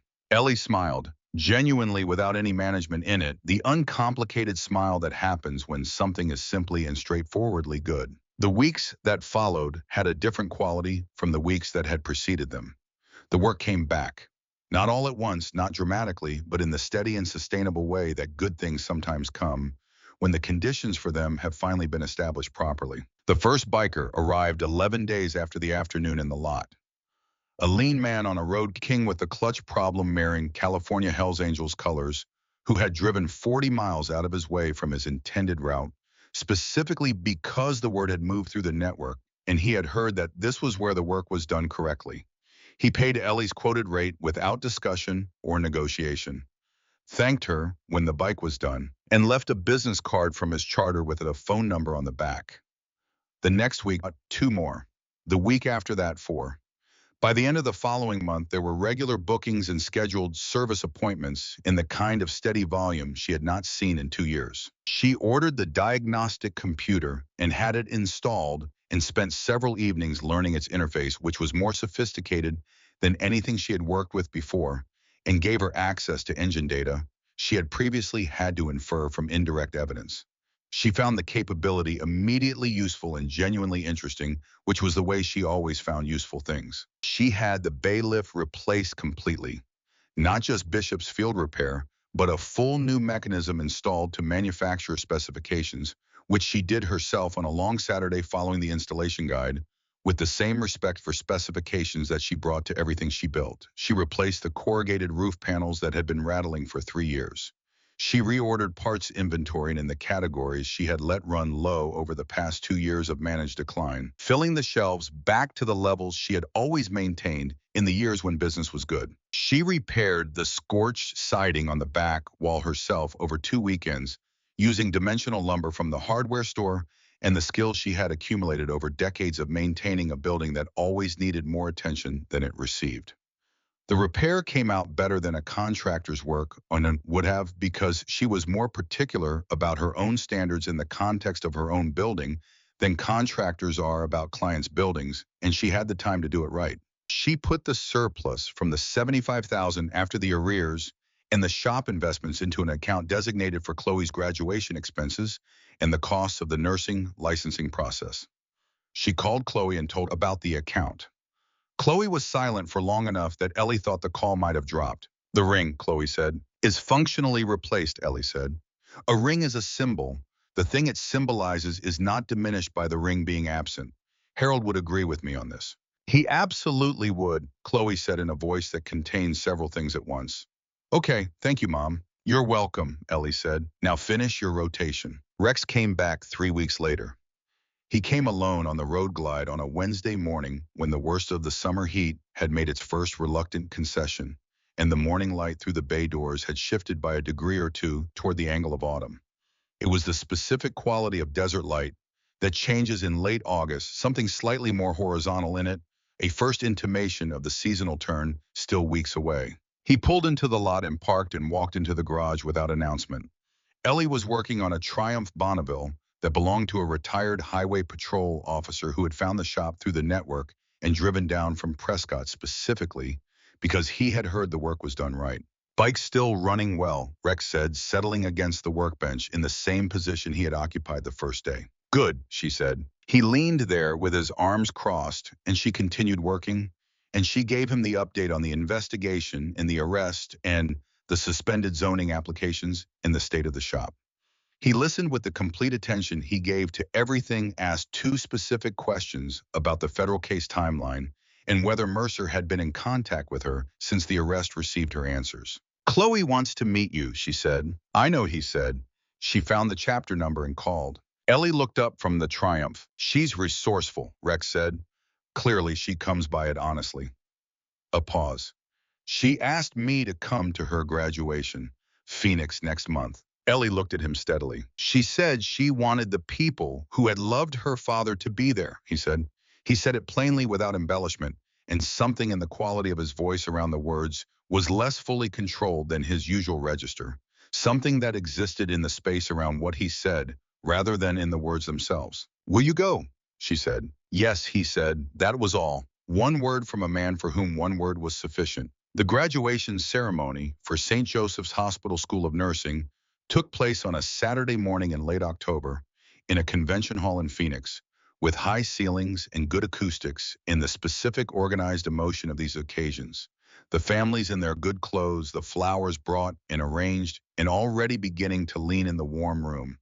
The institutional pride of the faculty, the specific unguarded joy of people who have been working towards something for a long time and have finally arrived at the place the work was pointing toward and can allow themselves to feel the full weight of it. Perhaps 300 people filled the audience seats.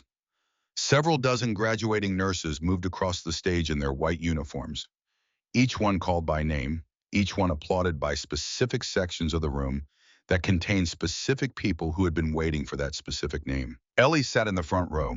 She wore the navy dress she reserved for occasions that required a version of herself, distinct from the version that wore coveralls with Harold's mother's pearl clip pinned in her white hair, the one she kept in the top drawer of her dresser and brought out for things that deserved it. She sat with the upright and composed attentiveness of someone who has decided to be completely present for the entirety of what is happening, not to be elsewhere in her thoughts, not to organize the next thing while the current thing is occurring. 4 rows behind her, Rex Donovan sat in a folding chair among the other families.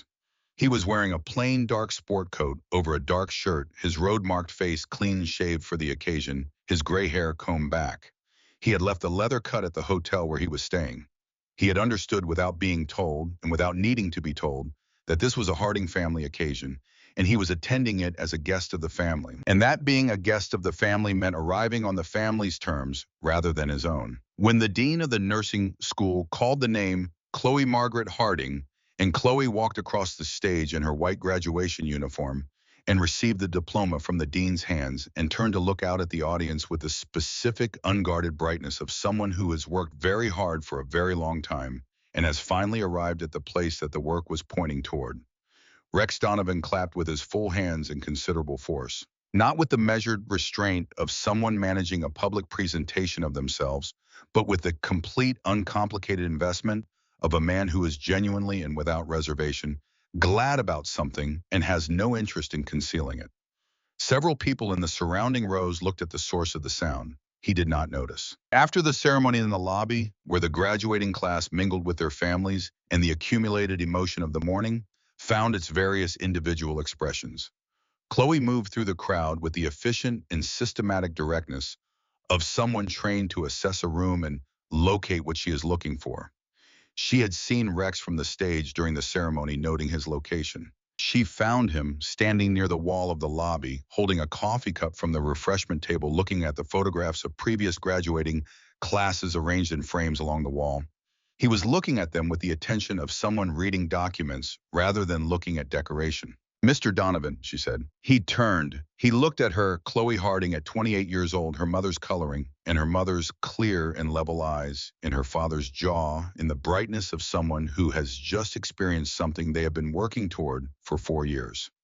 She was still in her white graduation uniform with the diploma folder in her right hand. Congratulations, he said. Thank you for coming, she said, and for what you did for my mother, for the shop, for all of it. He looked at her for a moment. The shop belongs to your family, he said. That is not a small thing to belong to someone. It deserved to be maintained. She held his gaze with the level attention that seemed to be standard issue in the Harding family.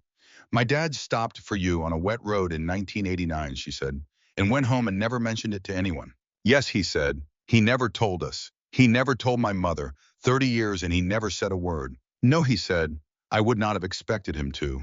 What I've been able to learn about Harold Harding from your mother, and from the people I've been able to find who knew him, is entirely consistent with a man who stops because not stopping is not an option available to him, and who goes home without mentioning it because the mention would make it into something other than what it was. A simple thing, The thing you do when someone needs help. He looked at her steadily. Your mother operates the same way, he said. The day I pushed that bike into her bay, I had every observable reason to expect her to send me down the road. She understood what the patch means to most people, and she knew I couldn't pay, and she fixed the motorcycle and gave me insulin that had belonged to her dead husband. And she did all of it without making it a production or requiring anything from me in return, and without ever indicating that it had cost her anything. He paused. That is not common. It comes from somewhere in a person that most people either have or they don't, and it doesn't change regardless of what the circumstances are. Chloe was quiet for a moment, then, you drove 340 miles to sit in a convention hall full of strangers. Yes, he said simply. Why the shop is settled, you didn't have to come. He turned the coffee cup in his large hands. Because your father stopped on a highway in October 1989, and I've been carrying that debt for 30 years with no name to put on it and no address to send the acknowledgement to. Because your mother used medication that had belonged to her dead husband to keep a stranger alive without knowing what the connection was. And that is not the kind of thing you receive and walk away from without marking it in some appropriate way. He looked at her. And because you're a nurse now, which seems exactly right for Harold Harding's daughter, exactly what he would have wanted. Chloe held out her hand. He shook it once with the firmness of two people who have come to an understanding they will not need to revisit. Come to Kingman sometime, she said. Not for service calls. Come have dinner. Mom would never ask you herself, so I'm asking on her behalf with or without her knowledge. I might do that, he said. He finished the coffee and put the cup in the bin near the refreshment table. He caught Ellie's eye across the width of the lobby. She was standing with Chloe's classmates and their families, watching him with that characteristic, complete and steady attention. He nodded. She nodded back. The communication between them was sufficient without requiring anything additional. He left the building and walked to the hotel parking lot and sat on the road glide for a moment before starting it. The Phoenix morning was clear and warm, the October sky at that precise southwestern blue that exists only at that latitude. And that time of year, the mountains to the east catching the low morning light at an angle that turned them the color of old copper. He reached into the inside pocket of the sport coat and touched the photograph. Harold on a wet highway, his hand on the shoulder of a young man who had been Rex Donovan 30 years ago. Harold's block letter handwriting on the back. Good thing I stopped. He had carried it every day since Ellie pressed it into his hands in the garage lot.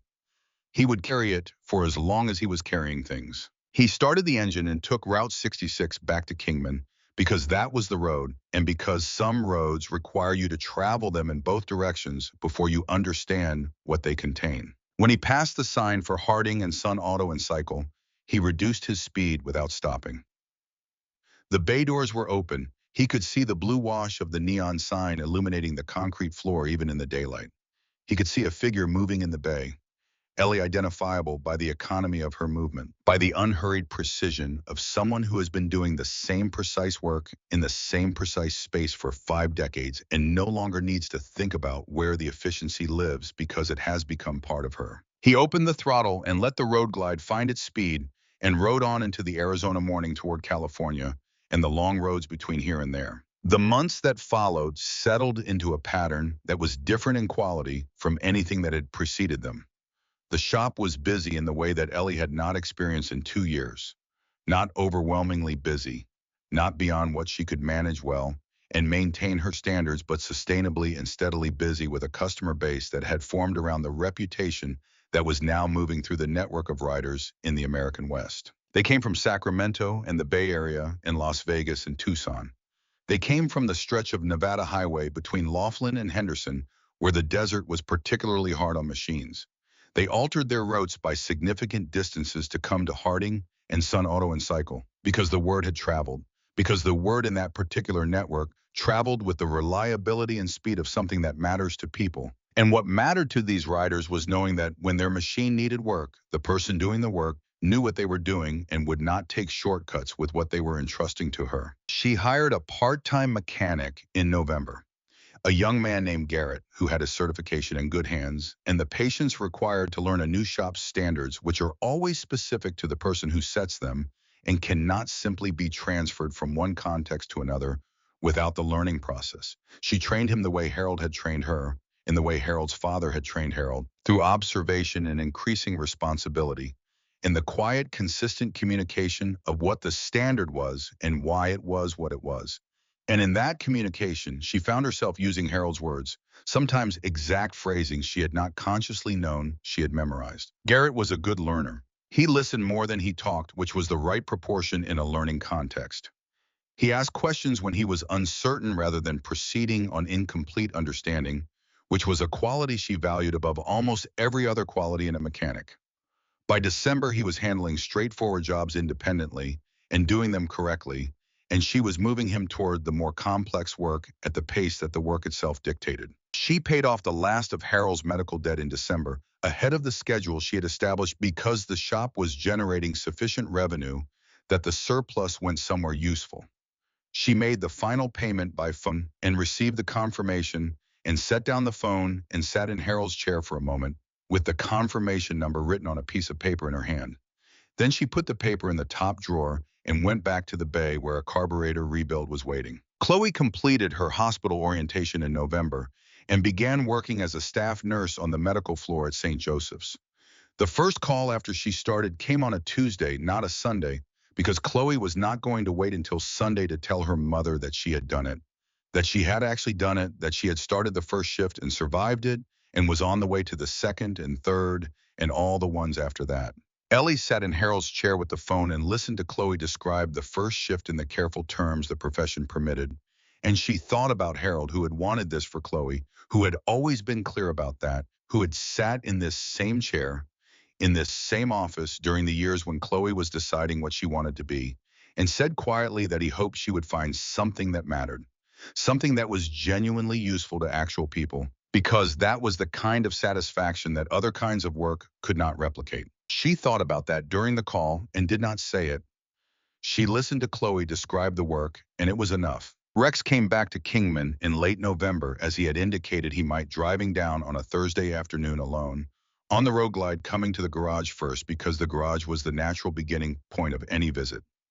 Ellie was finishing a service job, a panhead rebuild that had taken most of the week and was nearly complete when she heard the road glide pull into the lot. She came out of the bay wiping her hands. "Bike's still running well," she said. "Perfectly," he said. She finished the panhead and locked the bay, and they walked to the house 300 yards from the garage along the path she had worn into the desert soil over 47 years, a path that required no light to follow because her feet knew it.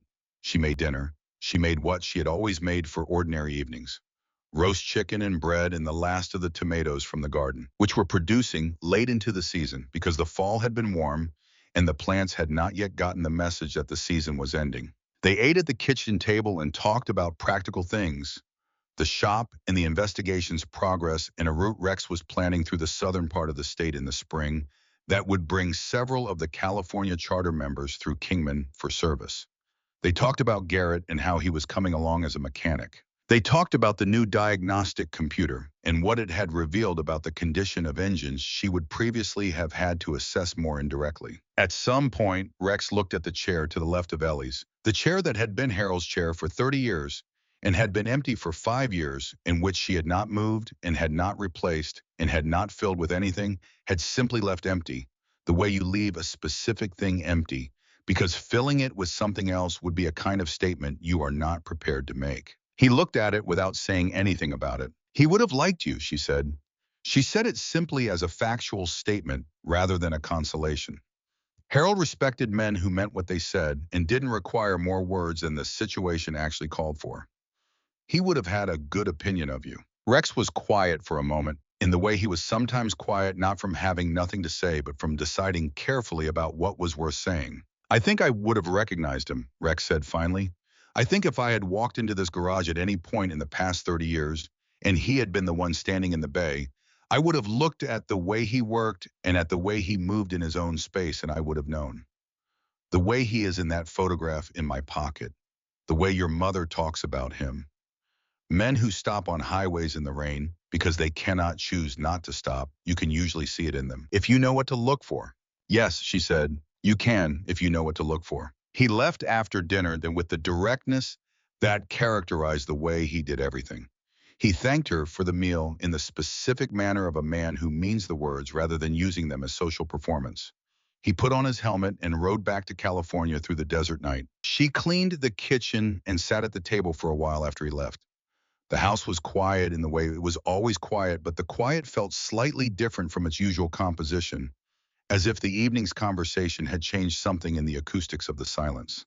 She sat with that thought for a while without trying to resolve it into anything more definitive than what it was. A change in the quality of something she had been living with for 5 years and had stopped expecting to change. She went to bed. In the first week of December, on the first morning that genuinely felt like winter, cold enough that she could see her breath in the bay, when she arrived, and that the coffee she made tasted different from summer coffee, in the way that coffee made in cold air always tastes different.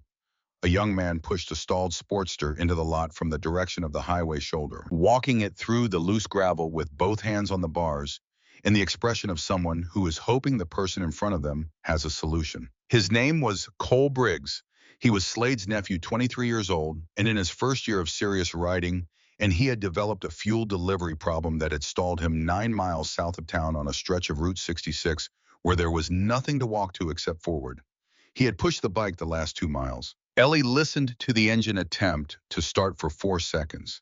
She told him what the problem was, what the repair would require, how long it would take, and what it would cost. He paid the quoted rate without discussion. She fixed the bike in 2.5 hours exactly as she had said, and she fixed it correctly. Not the minimum repair necessary to get it running, but the full and proper repair that addressed the root cause and would not need to be revisited in a month or a year. She sent him off with the clean machine and a receipt and told him to come back if it gave him any trouble.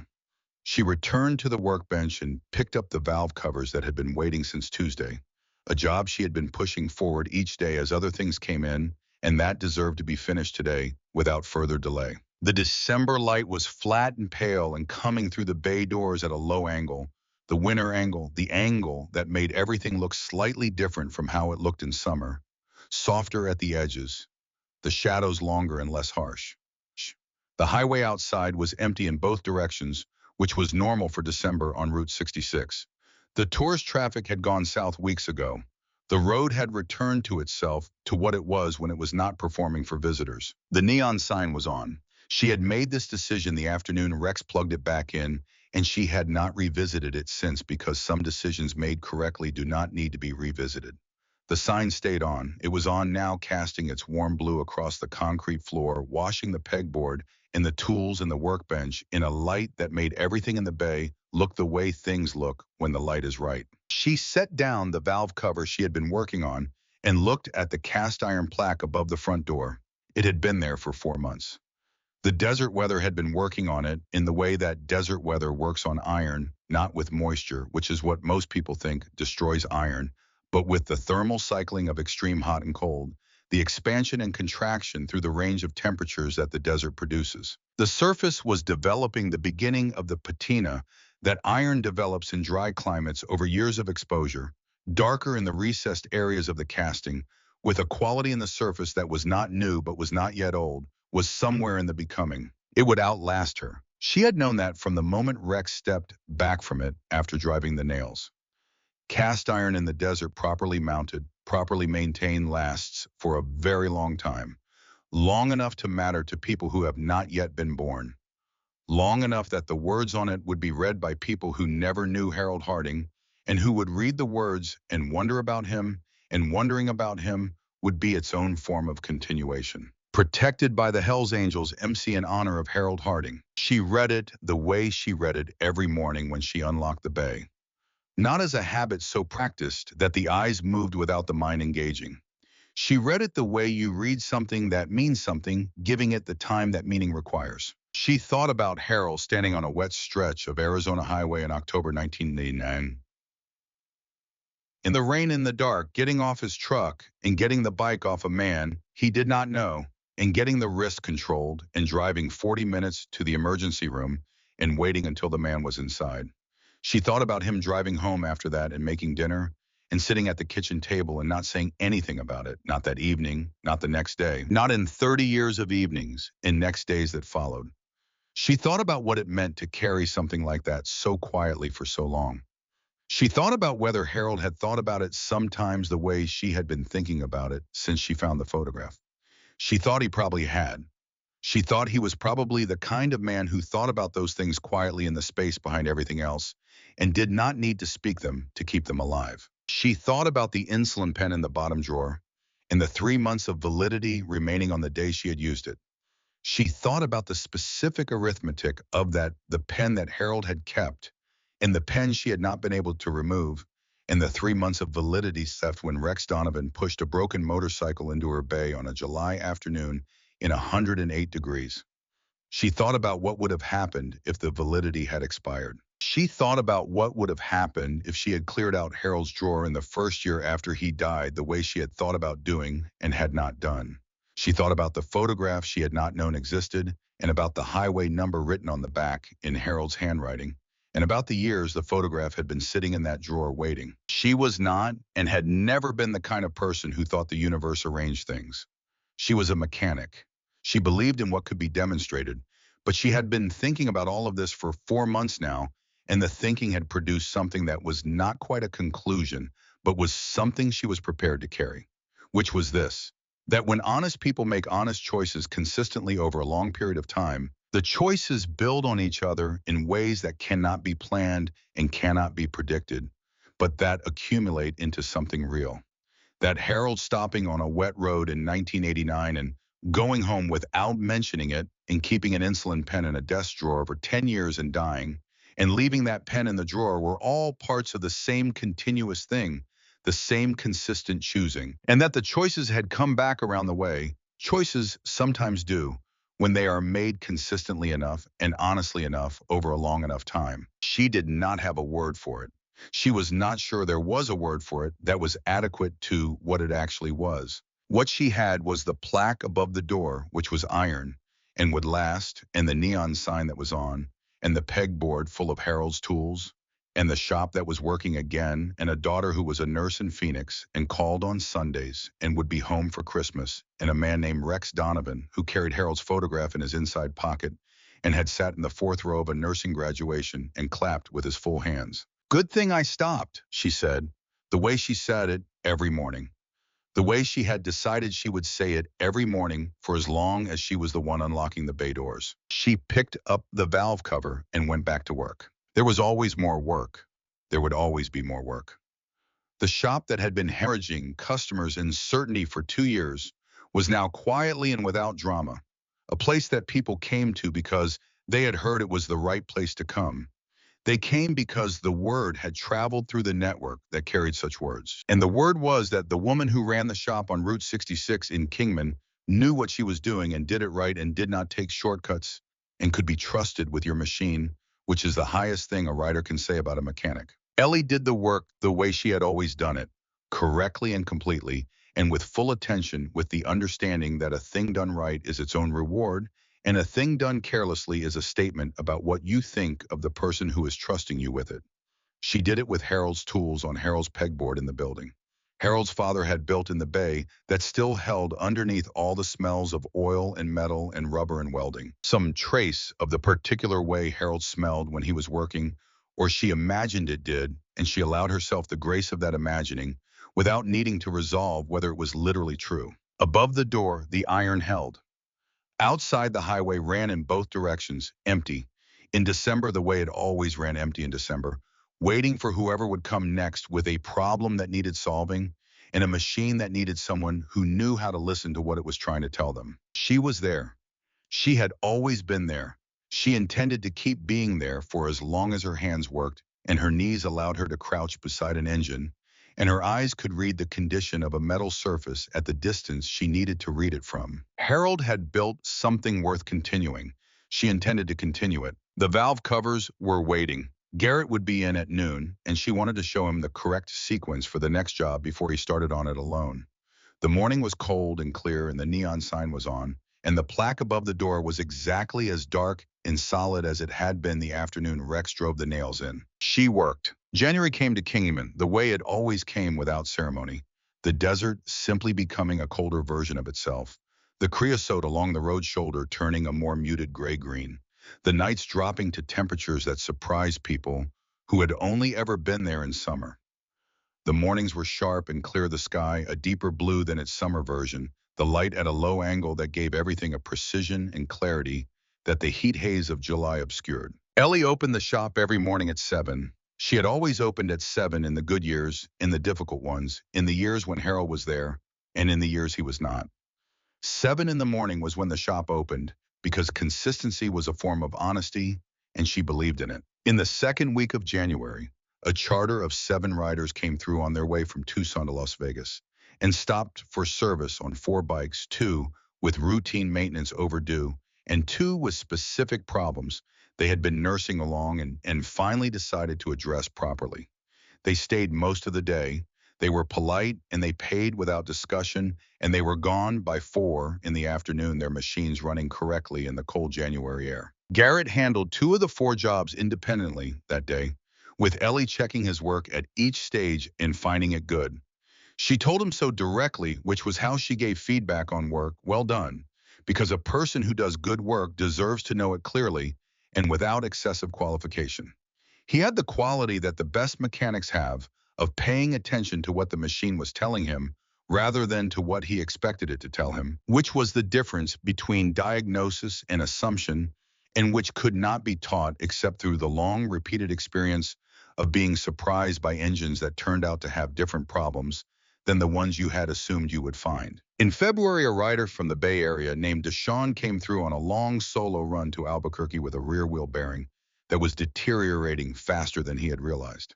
Ellie heard it the moment he pulled into the lot, the particular grinding complaint of a bearing that had been running past its tolerance for longer than it should have been allowed to.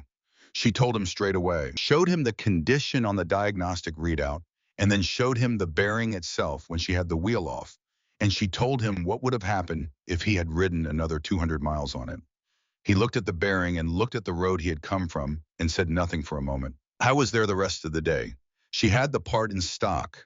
The repair took 3 hours. He paid her, shook her hand, and went out and looked at the plaque above the door for a long moment before he got on the bike and rode east. She watched him go and thought about Harold. She thought about Harold most days in the same way that you think about something that has been part of the architecture of your daily life for long enough that its absence changes the shape of the rooms rather than creating a blank space.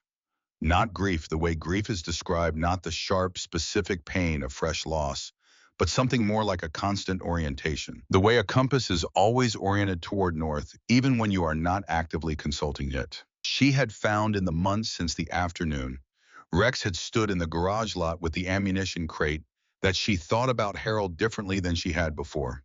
Before, she had thought about him primarily as absence, as the space where Harold used to be. Now she thought about him more as continuation, as the ongoing presence of the choices he had made over a lifetime, which had not ended when he died, but had continued to move through the world in the way that choices do when they are made with enough consistency and enough sincerity. The plaque above the door was one expression of that. Chloe on a hospital floor in Phoenix was another. The shop still standing and still working was a third. She thought about the photograph in Rex Donovan's inside pocket. She thought about it traveling the roads of the American West in that pocket. Harold's image moving through the desert and over the mountains and along the coast and back, going to places. Harold had never been carried by the man Harold had stopped for on a wet October highway when Harold was 35 years old and did not yet know that he had less time than he imagined. She thought this was right. She thought this was as it should be. Spring arrived in March, bringing with it the return of the Route 66 tourism traffic and a different quality of customer.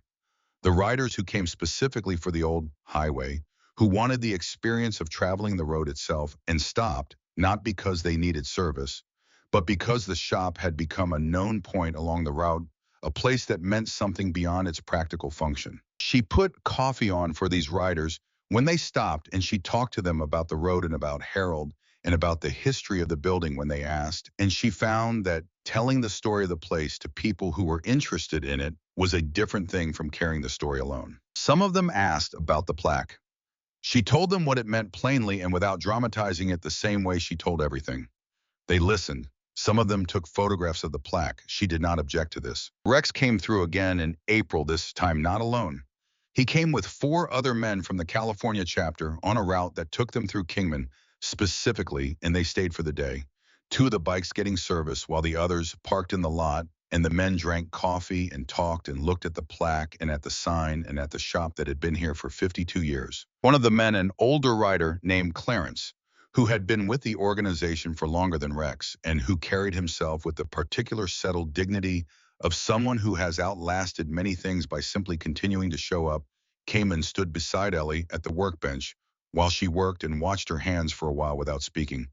Then he said, Rex told us about Harold, what he did on that road. Yes, she said. I've known Rex for 22 years, Clarence said. He doesn't talk about things that matter to him easily. He talked about this. He was quiet for a moment. Your husband was a good man. I was the best man I've known, she said, in a life that has included some genuinely good ones. Clarence nodded once and said nothing else about it, which was exactly the right amount to say. Summer came again, to second arrival since the afternoon. Rex had first pushed the road glide into the bay, and the garage was different for this summer's arrival than it had been for the previous one. The pegboard was full, the lift worked, the diagnostic computer sat on the bench and earned its place every week. Garrett handled 3 days a week independently, and the fourth day with Ellie working alongside him, and the fifth day, however, the work divided itself. The neon sign was on. The road brought whoever the road brought, mechanics and wanderers, and charter riders and tourists on rented bikes and an occasional local truck that had always come to Harold and came now to Ellie because the shop was still there and still the shop it had always been. She fixed what came in. She did it correctly. She opened the bay doors at 7 in the morning and she closed them in the evening when the work was done. On a morning in late June, 1 year and 11 days after Rex Donovan had first crested the hill, pushing his broken road glide through the July heat, Ellie arrived at the shop at 6:45 and stood in the lot for a moment before unlocking the bay doors. The morning was already warm, the summer already reasserting itself after the brief concession of spring, the temperature gauge on the post reading 87 and climbing. The sky was the deep, clear blue of an early desert morning before the heat haze developed the mountains on all four horizons, visible in the still air. She looked at the plaque above the door. She had looked at it every morning since Rex nailed it up, and she looked at it now, with the same attention she always gave it, the attention that meaning requires. Protected by the Hells Angels, emig in honor of Harold Harding. She thought about Harold building this shop with his father in the summer of 1972, the two of them working weekends, putting up concrete block walls and running electrical and hanging a sign. She thought about Harold's father saying that you hired out the work you couldn't do yourself and you did yourself every other bit of it, and that the only honest way to build something was with your own hands at the foundation of it. She thought about Harold learning the work from his father and then teaching it to her not through formal instruction, but through the long, patient accumulation of shared practice until the knowledge was in her hands as completely as it was in his. She thought about Daniel, whose name was in the sign by implication. She thought about the 19-year-old boy who had sat on the workbench watching his parents fix engines and who had been beginning to understand what his hands were for when the road took him. She thought about the sign that had not changed when he was gone, the sun that had stayed in the sign because Harold could not put it down. She thought about Harold stopping on a wet highway in 1989 and about the man he had left at the emergency room entrance without giving his name. She thought about what it had cost Harold to stop in time and effort and the specific kind of courage it requires to pull over on a dark, wet highway and get out of your truck when something has gone wrong for someone you do not know. She thought it had probably cost him very little because for Harold it was not a decision in the usual sense. It was simply the thing you did. She looked at the plaque for one more moment. Good thing I stopped, she said. She unlocked the bay doors and pushed them open. The morning air came in warm already and carrying the smell of the desert at the beginning of another hot day. The neon sign was on its blue light, steady in the morning, patient in particular, and exactly the right color. She put on the coffee. She pulled on her gloves. She looked at the work waiting on the bench, the jobs lined up for the day, in the order she had organized them the previous evening before she locked up. She went to work. The highway outside ran in both directions, the way it always had, the way Harold had seen it run from these same bay doors for 30 years, and the way his father had seen it run from this same lot before that. Route 66, old and cracked, and still carrying its share of the world's movement, still taking people where they needed to go, still bringing them to the places where the things that needed to happen happened. She was there when they arrived. She had always been there. She intended to keep being there with her tools and her knowledge in her standards, and the plaque above the door that carried Harold's name into the future in a form that would outlast all of them. Some chains of consequence are too long and too improbable to follow all the way to their source. You can trace the links one at a time and still arrive at the end, not quite certain you have understood the mechanism. But you can know that the chain exists and that it runs between real things and real people, between a man who stopped on a wet road in 1989 and a woman who gave away insulin in July heat 30 years later, in a shop that was still standing, in a daughter who was a nurse, and a man who carried a photograph in his inside pocket wherever the road took him. That was enough. That was more than enough. Ellie Harding worked. The morning came all the way in through the open bay doors, and the neon sign held its color, and the tools on the pegboard hung in the order Harold's father had established 50 years ago, and the shop that Harold Harding had built with his own hands on the old road through the Mojave Desert continued to be what it had always been. A place where broken things were fixed. A place where someone always knew what to do. The summer deepened the way summers always deepen in the desert, not gradually but completely moving from warm to brutal in the space of 2 weeks and then settling into the sustained, committed heat that defines July and August in the Mojave as something other than ordinary weather. The thermometer on the post outside the bay doors climbed back past 100 degrees and past 105, and the needle sat there through the long middle of the day without apology. Ellie worked through it the way she had always worked through it, without complaining, without remarking on it to Garrett, except once on a day that reached 112 when she said simply that it was hot. And he agreed, and they went back to what they were doing. You worked through the heat because the work did not pause for the weather, and because the heat was a constant, and constants eventually stopped requiring comment. Garrett was becoming a good mechanic in the specific way that good mechanics become themselves, not through instruction alone, but through accumulated exposure to the particular thing that engines do when something is wrong with them, the particular language they speak, when they are failing a language that is not verbal, but is nonetheless precise and informative if you learn to listen to it correctly. She watched him develop this sensitivity the way she had watched Harold develop it in herself years ago, with the same patient attention that the teacher gives to the learner when what is being transferred is not information, but a way of perceiving. She told him one afternoon in late July when they were both in the bay and the heat was significant and he had just made a diagnosis that was exactly right on the basis of a sound that most people would not have noticed, that he was becoming a good mechanic. She told him this in the same tone she used for all important information, plain and direct, and without embellishment, because the embellishment would have made it into something smaller than what it was. He looked at her for a moment and said, "Thank you." And she said, "You're welcome." And they went back to work. Rex called in August from somewhere on the coast of Northern California, where the reception was intermittent, to say that a charter run coming through Kingman in September would include 15 bikes needing routine service, and could she accommodate that over 2 days? She checked her schedule and said yes. She told Garrett, who said he was ready for it, which she believed. The call was brief. Rex was not a man who used the phone for anything other than necessary information transfer. Before he ended the call, he asked whether the shop was doing well. She said yes. He said good. He said he would see her in September.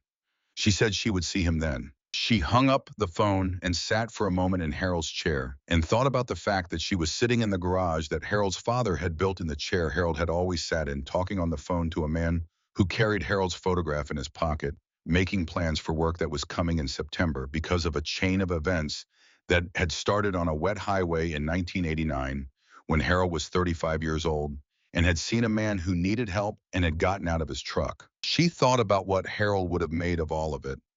She thought he would have been quietly, genuinely pleased, not in a way he would have talked about, but in the particular way he had of being pleased by things, a quality of ease around the eyes, a way of carrying himself through the rest of the day that was slightly lighter than the morning. She thought he would have been glad about Chloe most of all, that Chloe had finished what she started and was doing the work she had always been moving toward. Harold had believed, without making a doctrine of it, that the most important thing a person could do with their life was something genuinely useful to other people, something that mattered at the level of actual human need rather than the level of commerce or ambition. A nurse was exactly that. A nurse was Harold's idea of a life well directed. She thought about this in the chair, and then she stood and went back to the bay and went back to work because the work was waiting and the work did not wait indefinitely, And because Harold himself would have done exactly this, would have thought about it for exactly this long, and then gone back to the thing that was waiting for his hands. Outside on the post, the thermometer read 109. The neon sign was on, casting its blue across the floor. The plaque above the door was dark and solid and exactly where Rex had put it, and the words on it were the same words they had always been, and they would continue to be those words long after the day's temperature and the month and the year were gone into the past, where all ordinary things eventually go. Ellie Harding worked. The highway waited. The shop was open.